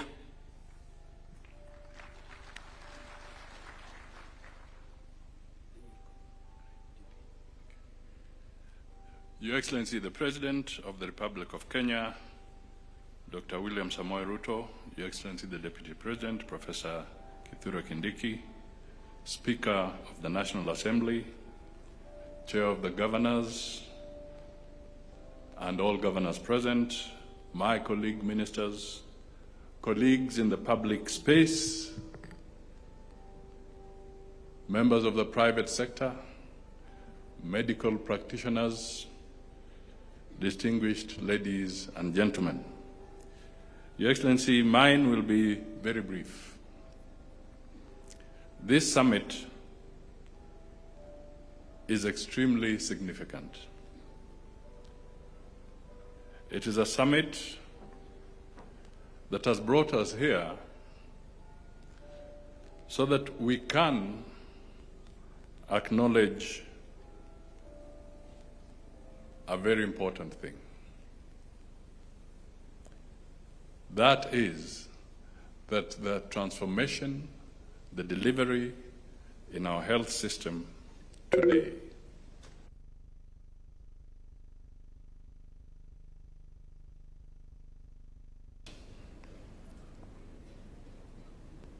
Your Excellency, you have stayed the course. You stayed the course when people went to court. You stayed the cause when there were demonstrations in the street. You stayed the cause when the critics were in every corner. You stayed the cause even when people were branding you all sorts of names. Today, we celebrate a major transformation in Kenya's health sector. What we are going to witness and what we have witnessed, ladies and gentlemen, is fact and not fiction. Secondly, Your Excellency, I just want to say that one other hat you do wear, because the issue around the medical challenges does not end with Kenya's boundaries, is that you are also doubling up as the African Union champion for pharmaceutical manufacturing in the African Union.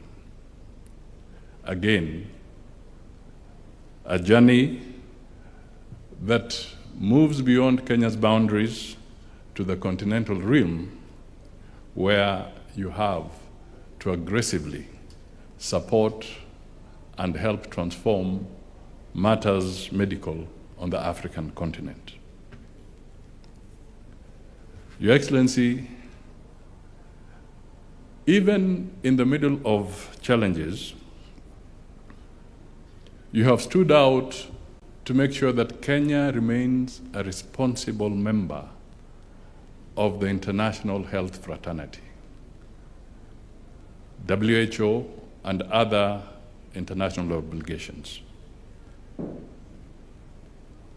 When most people were scared to step forward on how Kenya can play its role in the midst of pandemics and epidemics, Kenya stood forward and you said that you shall be a responsible member of the WHO and the conventions that relate to health and the need to anchor and support other countries and other people when there's a medical crisis. You were taken to court, but you stayed the course.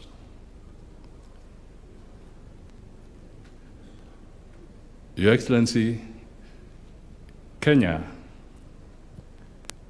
is slowly but systematically emerging as a medical mecca in the region.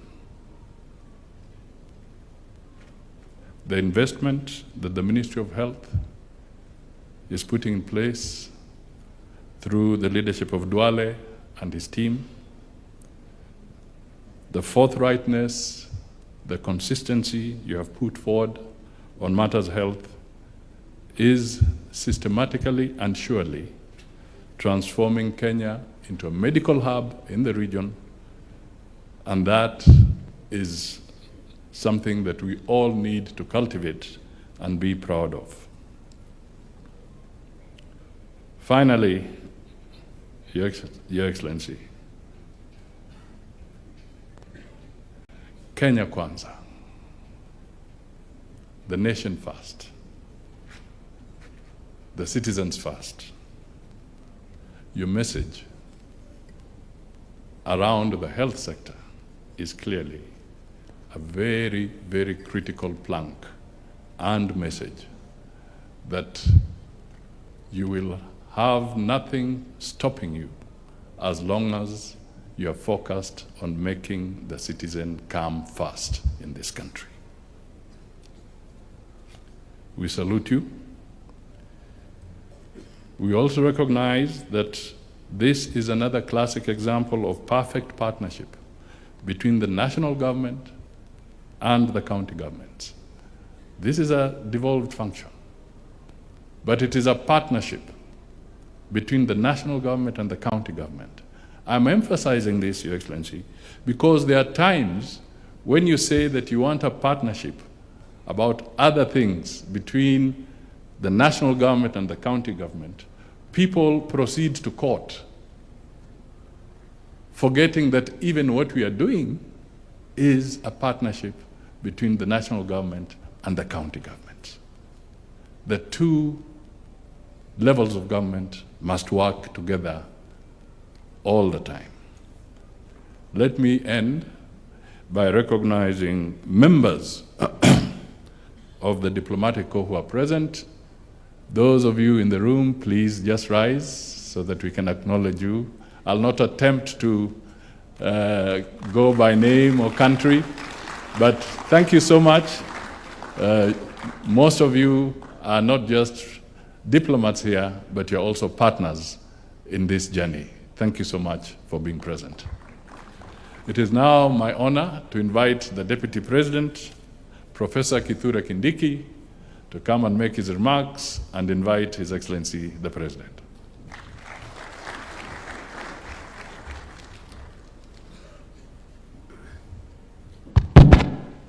Kenya hoye! Kenya hoye! Mr. President, Your Excellency, colleagues,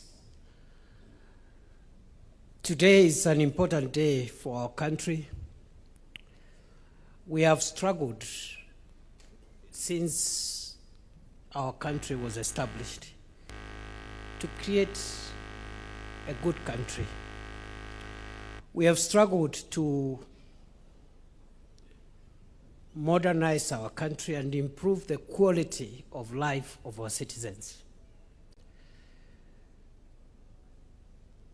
16 years ago, we adopted a new constitutional order. The summary of that constitution envisages a Kenya which is democratic, but also a Kenya where the citizen is empowered economically.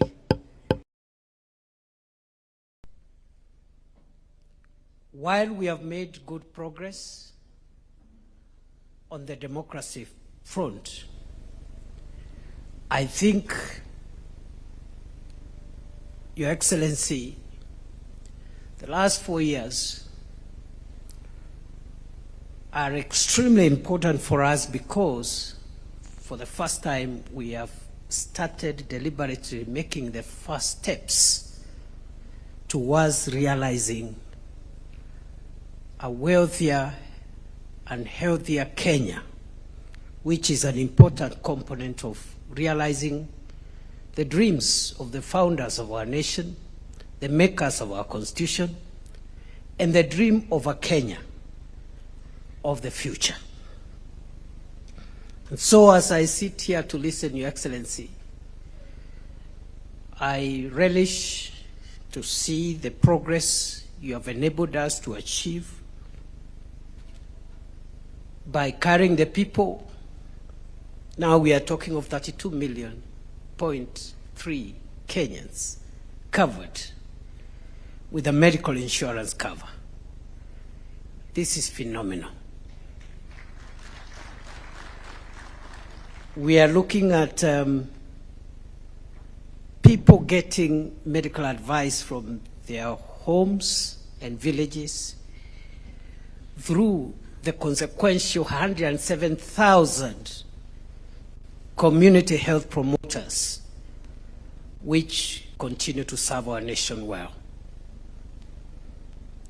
I've just been with you as you went through what this administration is doing around medical equipment under the National Equipment Support Program, and also the consequences of the laws that our parliament has put in place.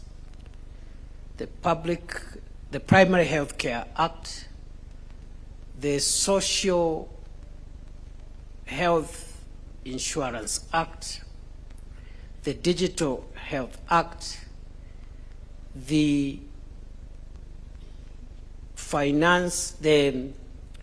Facility Improvement Finance Act, and the funds that are in place now: Primary Health Care Fund, the Social Insurance Fund, the Emergency Chronic and Critical Illness Fund, and the Facility Improvement Financing, or the Facility Improvement Fund. So, Your Excellency, I am a very proud member of your administration. I speak on behalf of so many of us who serve in your administration. I speak on behalf of many Kenyans who believe in your leadership, that we are looking at a very, very critical transformation of our country. And we can look at the people of Kenya in the eye and tell them, this government has lived to its promise and commitment to pull the people of Kenya from disease and to create a healthier country which can be the engine for the economic and developmental future of our country. Naomba kwa heshima wenzangu tusimame tushangilie Mheshimiwa Rais akuja atuongeleshe. Rais Ruto, ni fire si fire? Karibu Mheshimiwa Rais.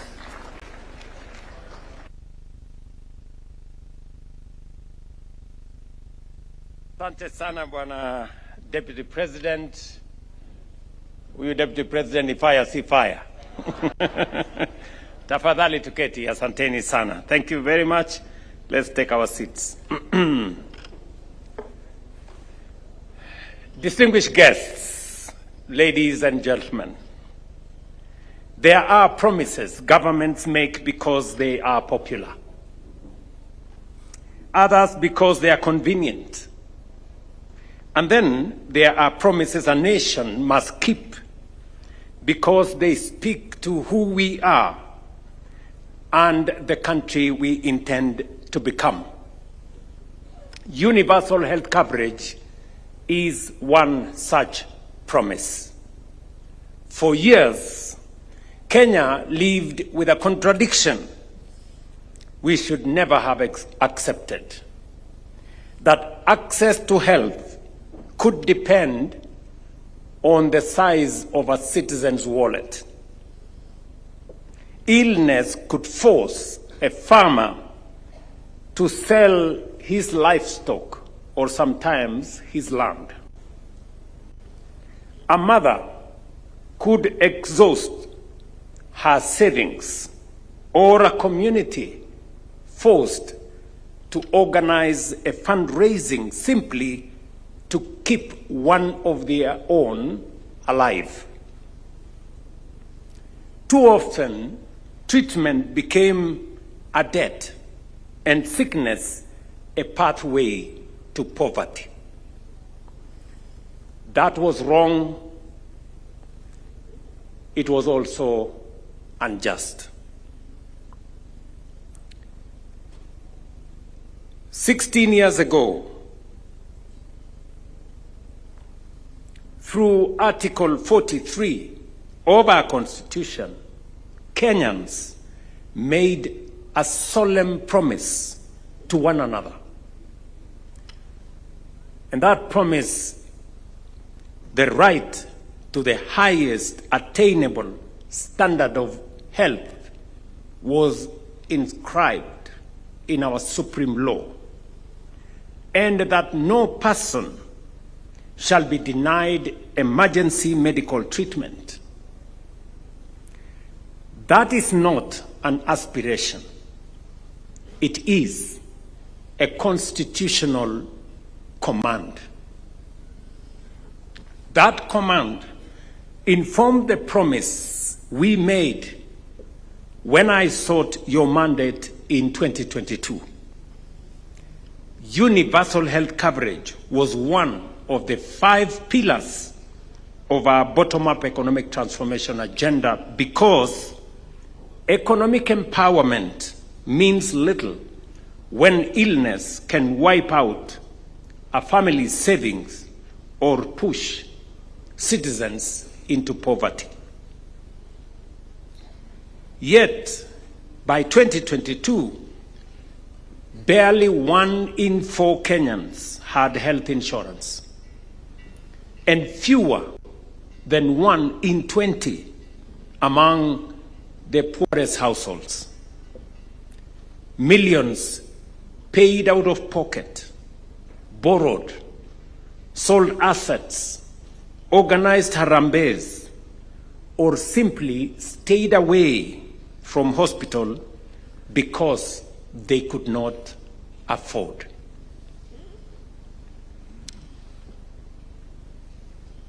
Kenyans were spending an estimated 150 billion out of pocket every year on healthcare. The problem went beyond financing. KEMSA's order fill rate had fallen to roughly 40%. Medicines were often unavailable. Records remained paper-based. Claims moved very slowly, and facilities struggled for resources, while emergency care remained fragmented without a coordinated national response.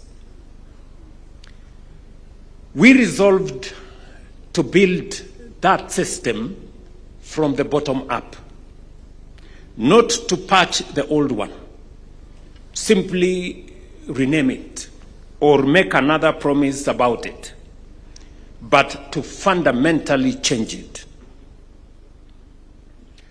On the 19th of October 2023, I signed 4 landmark laws that created the legal architecture for universal health coverage that replaced the NHIF Act.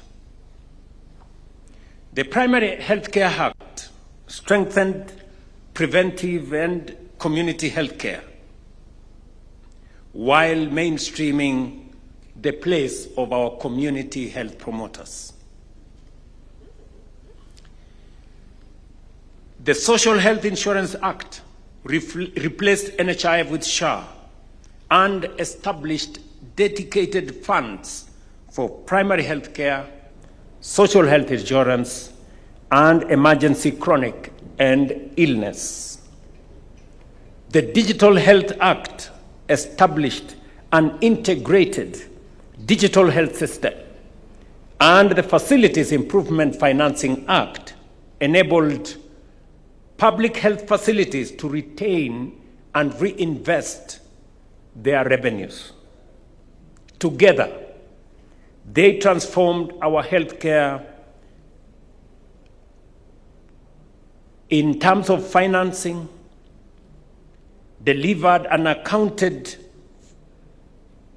for in Kenya, created the architecture through which we would finally translate Article 43 of our Constitution from a constitutional promise into everyday reality. We call this undertaking Taifa Care, as you all know. What followed has been transformational. And I would argue that alongside affordable housing, universal health coverage is one of the most consequential social transformations we have undertaken as a country. This achievement belongs, above all, to the people of Kenya. It is through your contributions, your taxes, and your participation that we have been able to make possible what our country has aspired for generations. Kwa hivyo, Taifa Care sio zawadi ya serikali kwa wananchi. Ni mfumo ambao Wakenya wenyewe wamejijengea kupitia kwa mchango wao wa mawazo, mchango wao wa pesa na kwa ushirikiano ya Wakenya wote. I consider it one of the greatest privileges of my public service to have been entrusted in our time with helping turn that national aspiration into reality. Across the country today, 107,800 community health promoters are going from household to household, equipped with smartphones and essential kits to find illness before illness becomes a catastrophe, to register households, educate families, screen for disease, monitor mothers and children, identify danger early, and connect families to facilities. More than 9 million households have been reached by our community health promoters, and over 750,000 people have been referred for treatment. For the first time, we have built a nationwide health network whose first point of contact is not necessarily a hospital bed, but the doorsteps of a Kenyan home. We are reversing the old logic of waiting for people to fall sick, finding hypertension before stroke, diabetes before complication, a high-risk pregnancy before the emergency, and disease before disaster. The national government continues to match county government contribution to CHP or community health promoter stipends shilling by shilling. From this level, when a patient requires further care, the next part of the journey begins. Through the Primary Healthcare Fund, eligible services at level 2 and 3 dispensaries and some level 4 health centers are financed by government. So far, the fund has received 27.4 billion shillings in budgetary allocation and disbursed 23.3 billion to support more than 20 million outpatient visits, benefiting over 15 million Kenyans. As we said, walk in, receive treatment, walk out, just as we promised. And I want to commend facilities,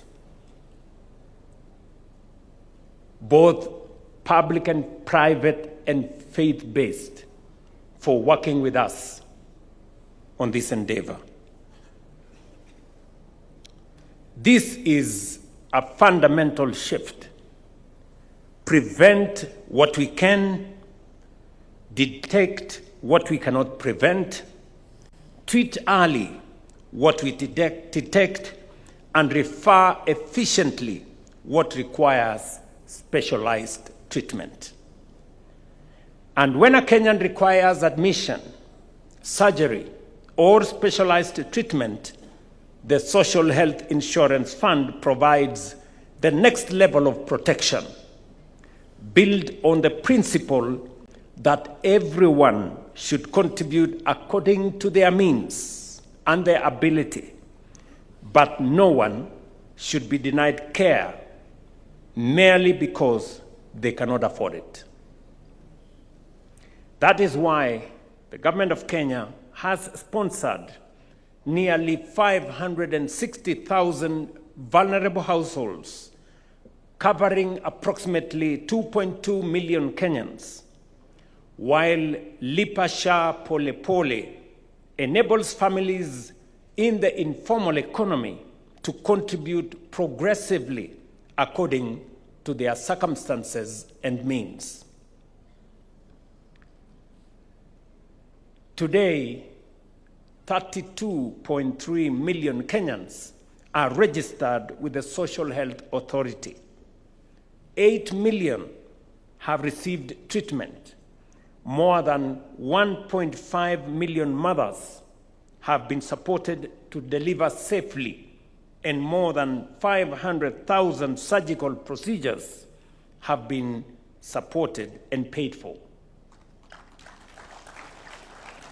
These are significant numbers, statistics, as some would say, but behind every number is a human being, an anxious patient, a worried parent, a frightened child, a health worker doing everything possible, and for a life to be restored or saved. Consider, for example, the case of Lydia, an 18-year-old student, and her mother, Naomi Mutendwa Kilunda. When Naomi's assistant chief encouraged her to register with SHA, she enrolled and listed her children as dependents, as is required. She could not have known then how much that decision would matter. Lydia later developed severe breast overgrowth that affected her mobility, her confidence, and her life as a teenage girl. She required specialized surgery at Kenyatta National Hospital costing $168,000, a bill her mother could scarcely have afforded. But because Lydia was covered, her surgery was paid for, and so was her recovery. Today, she is back in school, preparing for her Form 4 examinations. Or consider Christine Awino Onyango, a 42-year-old widow from Kisumu County, diagnosed with stage 2 esophageal cancer. Until recently, Christine would have confronted two enormous burdens: the cost of highly specialized treatment on one hand, and the additional cost of traveling hundreds of kilometers to Nairobi to receive it. Instead, she received specialized care at Jaramogi Oginga Odinga Teaching and Referral Hospital, including surgery, intensive care, and post-operative management. Her medical bill exceeded $250,000, yet her annual SHA contribution was only $7,000. Her bill was paid by SHA. So, when people ask, what happened to the bottom-up promise, to the mama mboga, the border guy, the farmer, and the ordinary working Kenyan? I say this to them. Look at Christine. Look at Lydia. And consider the millions of Kenyans who can now walk into a health facility and receive care. What could be more bottom-up than that? That is the transformation we promised. It is the transformation we have delivered. But the journey does not stop there.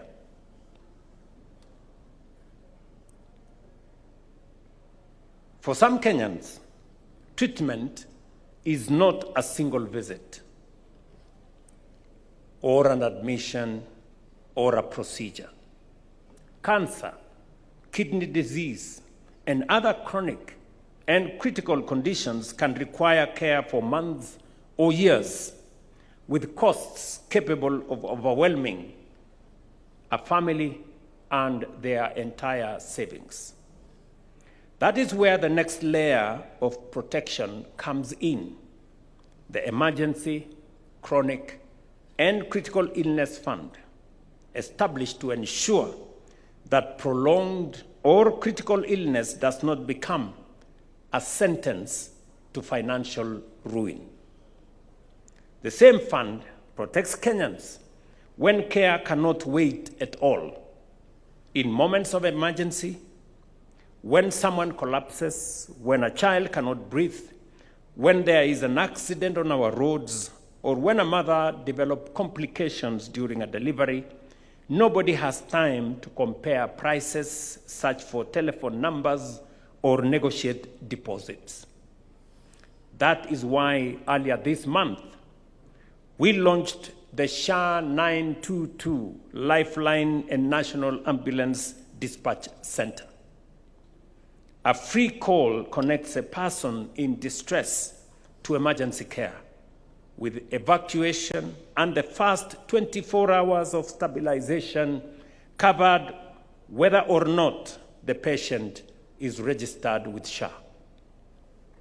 No deposit, no guarantee, no relative running around one office to another looking for money while a life hangs in a balance. And this is because Article 43 of our Constitution does not say emergency care is available only to those who can afford it. It says, no person shall be denied emergency medical treatment, period. We are finally giving practical meaning to those words. Financing patients is only one side of universal health coverage. The other side is the facilities treating them, which must function. Through the Facilities Improvement Financing Act, public health facilities and all other facilities can retain and reinvest their revenues in medicines, equipment, and better patient care. Since October 2024, Social Health Authority has received more than 209 billion and paid out 178 billion to contracted facilities across 47 counties. KEMSA's fill rate has risen from approximately 40% to, as you have seen in the numbers there, 91%. That is commendable progress for KEMSA, but our destination still remains 100%. That is why we have recapitalized KEMSA with Kenya shillings 1.5 billion and extended a Kenya shillings 10 billion credit line to strengthen the supply chain in KEMSA.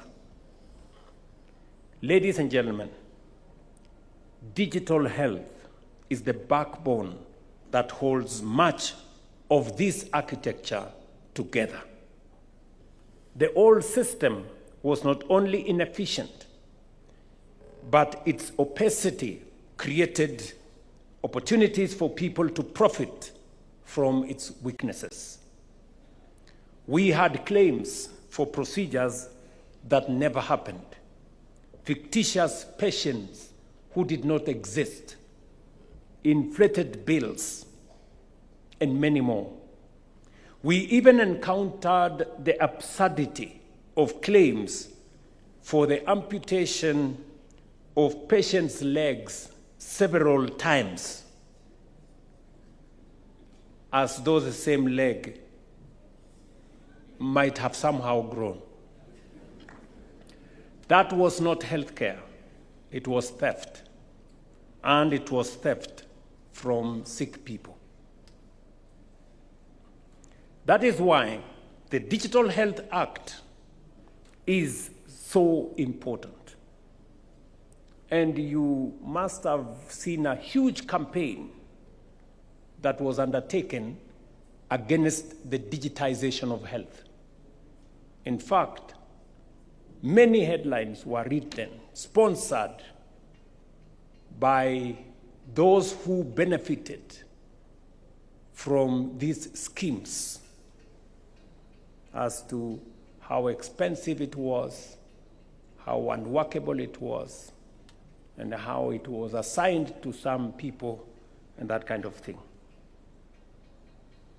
Digitization is not simply about replacing paper with screens. It is about making every patient visible, every treatment traceable, and every payment accountable. Let me repeat. Digitization is not simply about replacing paper with screens. It is about making every patient visible, every treatment traceable, and every payment accountable. That is what it does. And as I have said, this whole process, the heart of it is our digitization process. For the first time in independent Kenya, we have put in place a comprehensive legal framework, financial architecture, institutional framework, community and digital architecture for universal health coverage, built and sustained by the contribution of Kenyans themselves. We have crossed a historic threshold. Just imagine what we have done. You know, when we asked the people of Kenya that we need to change the contribution metrics so that instead of contributing a fixed amount, let us contribute a percentage of everybody's income. The difference is what you see. We have done so together. I thank our governors and county governments for working hand in hand with the national government to make universal health coverage a reality across our country. And I say this with a lot of humility, that without the participation and the partnership of our county governments, this exercise would have been very difficult. And again, my good friends, the governors and the counties, I want to request you to stand up so that we can do a round of applause to all our counties. Tuwapigie makofi jamani. Thank you very much. You can take your seats. You were not so much interested in where the national government functions and the county government functions stopped or began. Collectively, we were interested in the health of the people of Kenya. And that is why this partnership has given us this result. This is the partnership and the cooperation between our two levels of government that our Constitution envisaged. In our midst, we have also our members of parliament, who I very sincerely thank for debating and shaping and passing the laws that underpin this reform process, as was ably enumerated by the Speaker. Again, to our members of parliament, in both houses, those of you who are represented here, if you can stand up, we have members of parliament in our midst. Thank you very much.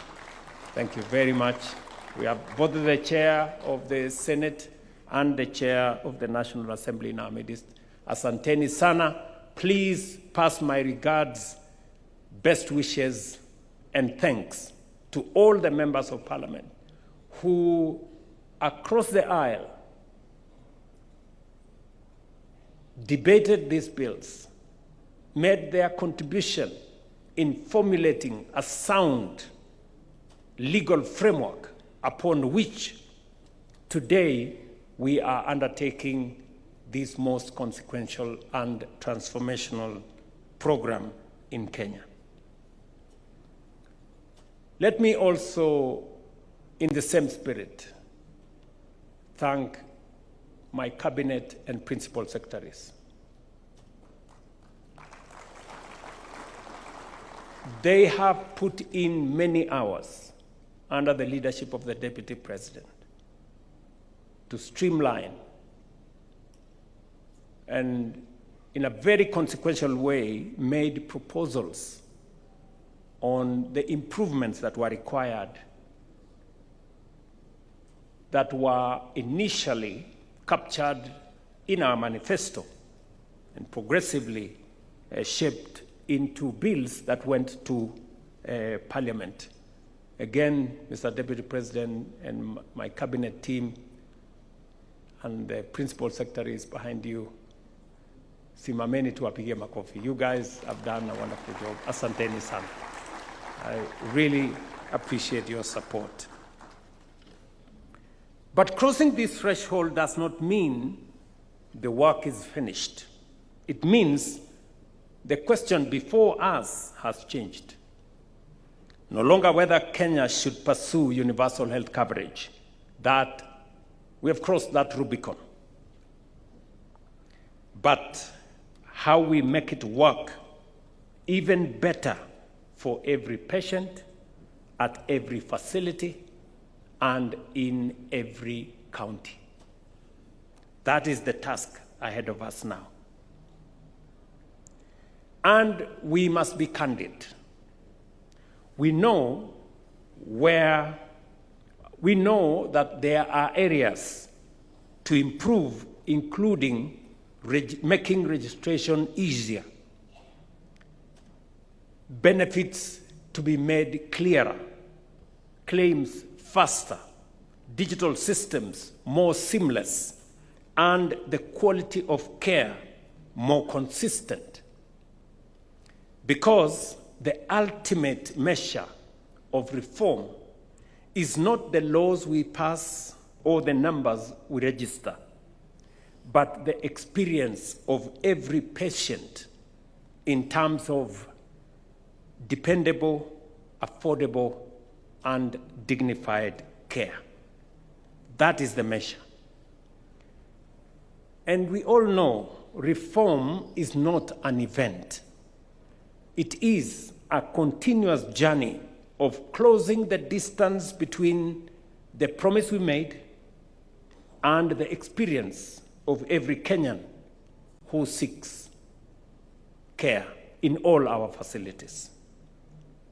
Ladies and gentlemen, this summit also comes as we begin a wider national conversation on the Kenya we intend to build beyond Vision 2030. Your contributions over the next 2 days will therefore do much more than improve universal health coverage today. They will help define the healthcare Kenya should guarantee to its people beyond 2030. Serious nations do not start again every 5 years. Governments will change, but a Kenyan's right to health cannot change with them. We can improve what we inherit and correct what does not work, but we cannot tear down progress without an answer for what comes next. Universal health care must become part of our national covenant, not an achievement of a government, a party, or a president, but of the people and of the Republic. That is why the National Development Charter matters, so that our children begin where we finish, not where we began. We have come so far, and we have further to go. Let us use these 2 days to strengthen what we have built, improve what can work better, and safeguard for generations what Kenyans themselves have made possible.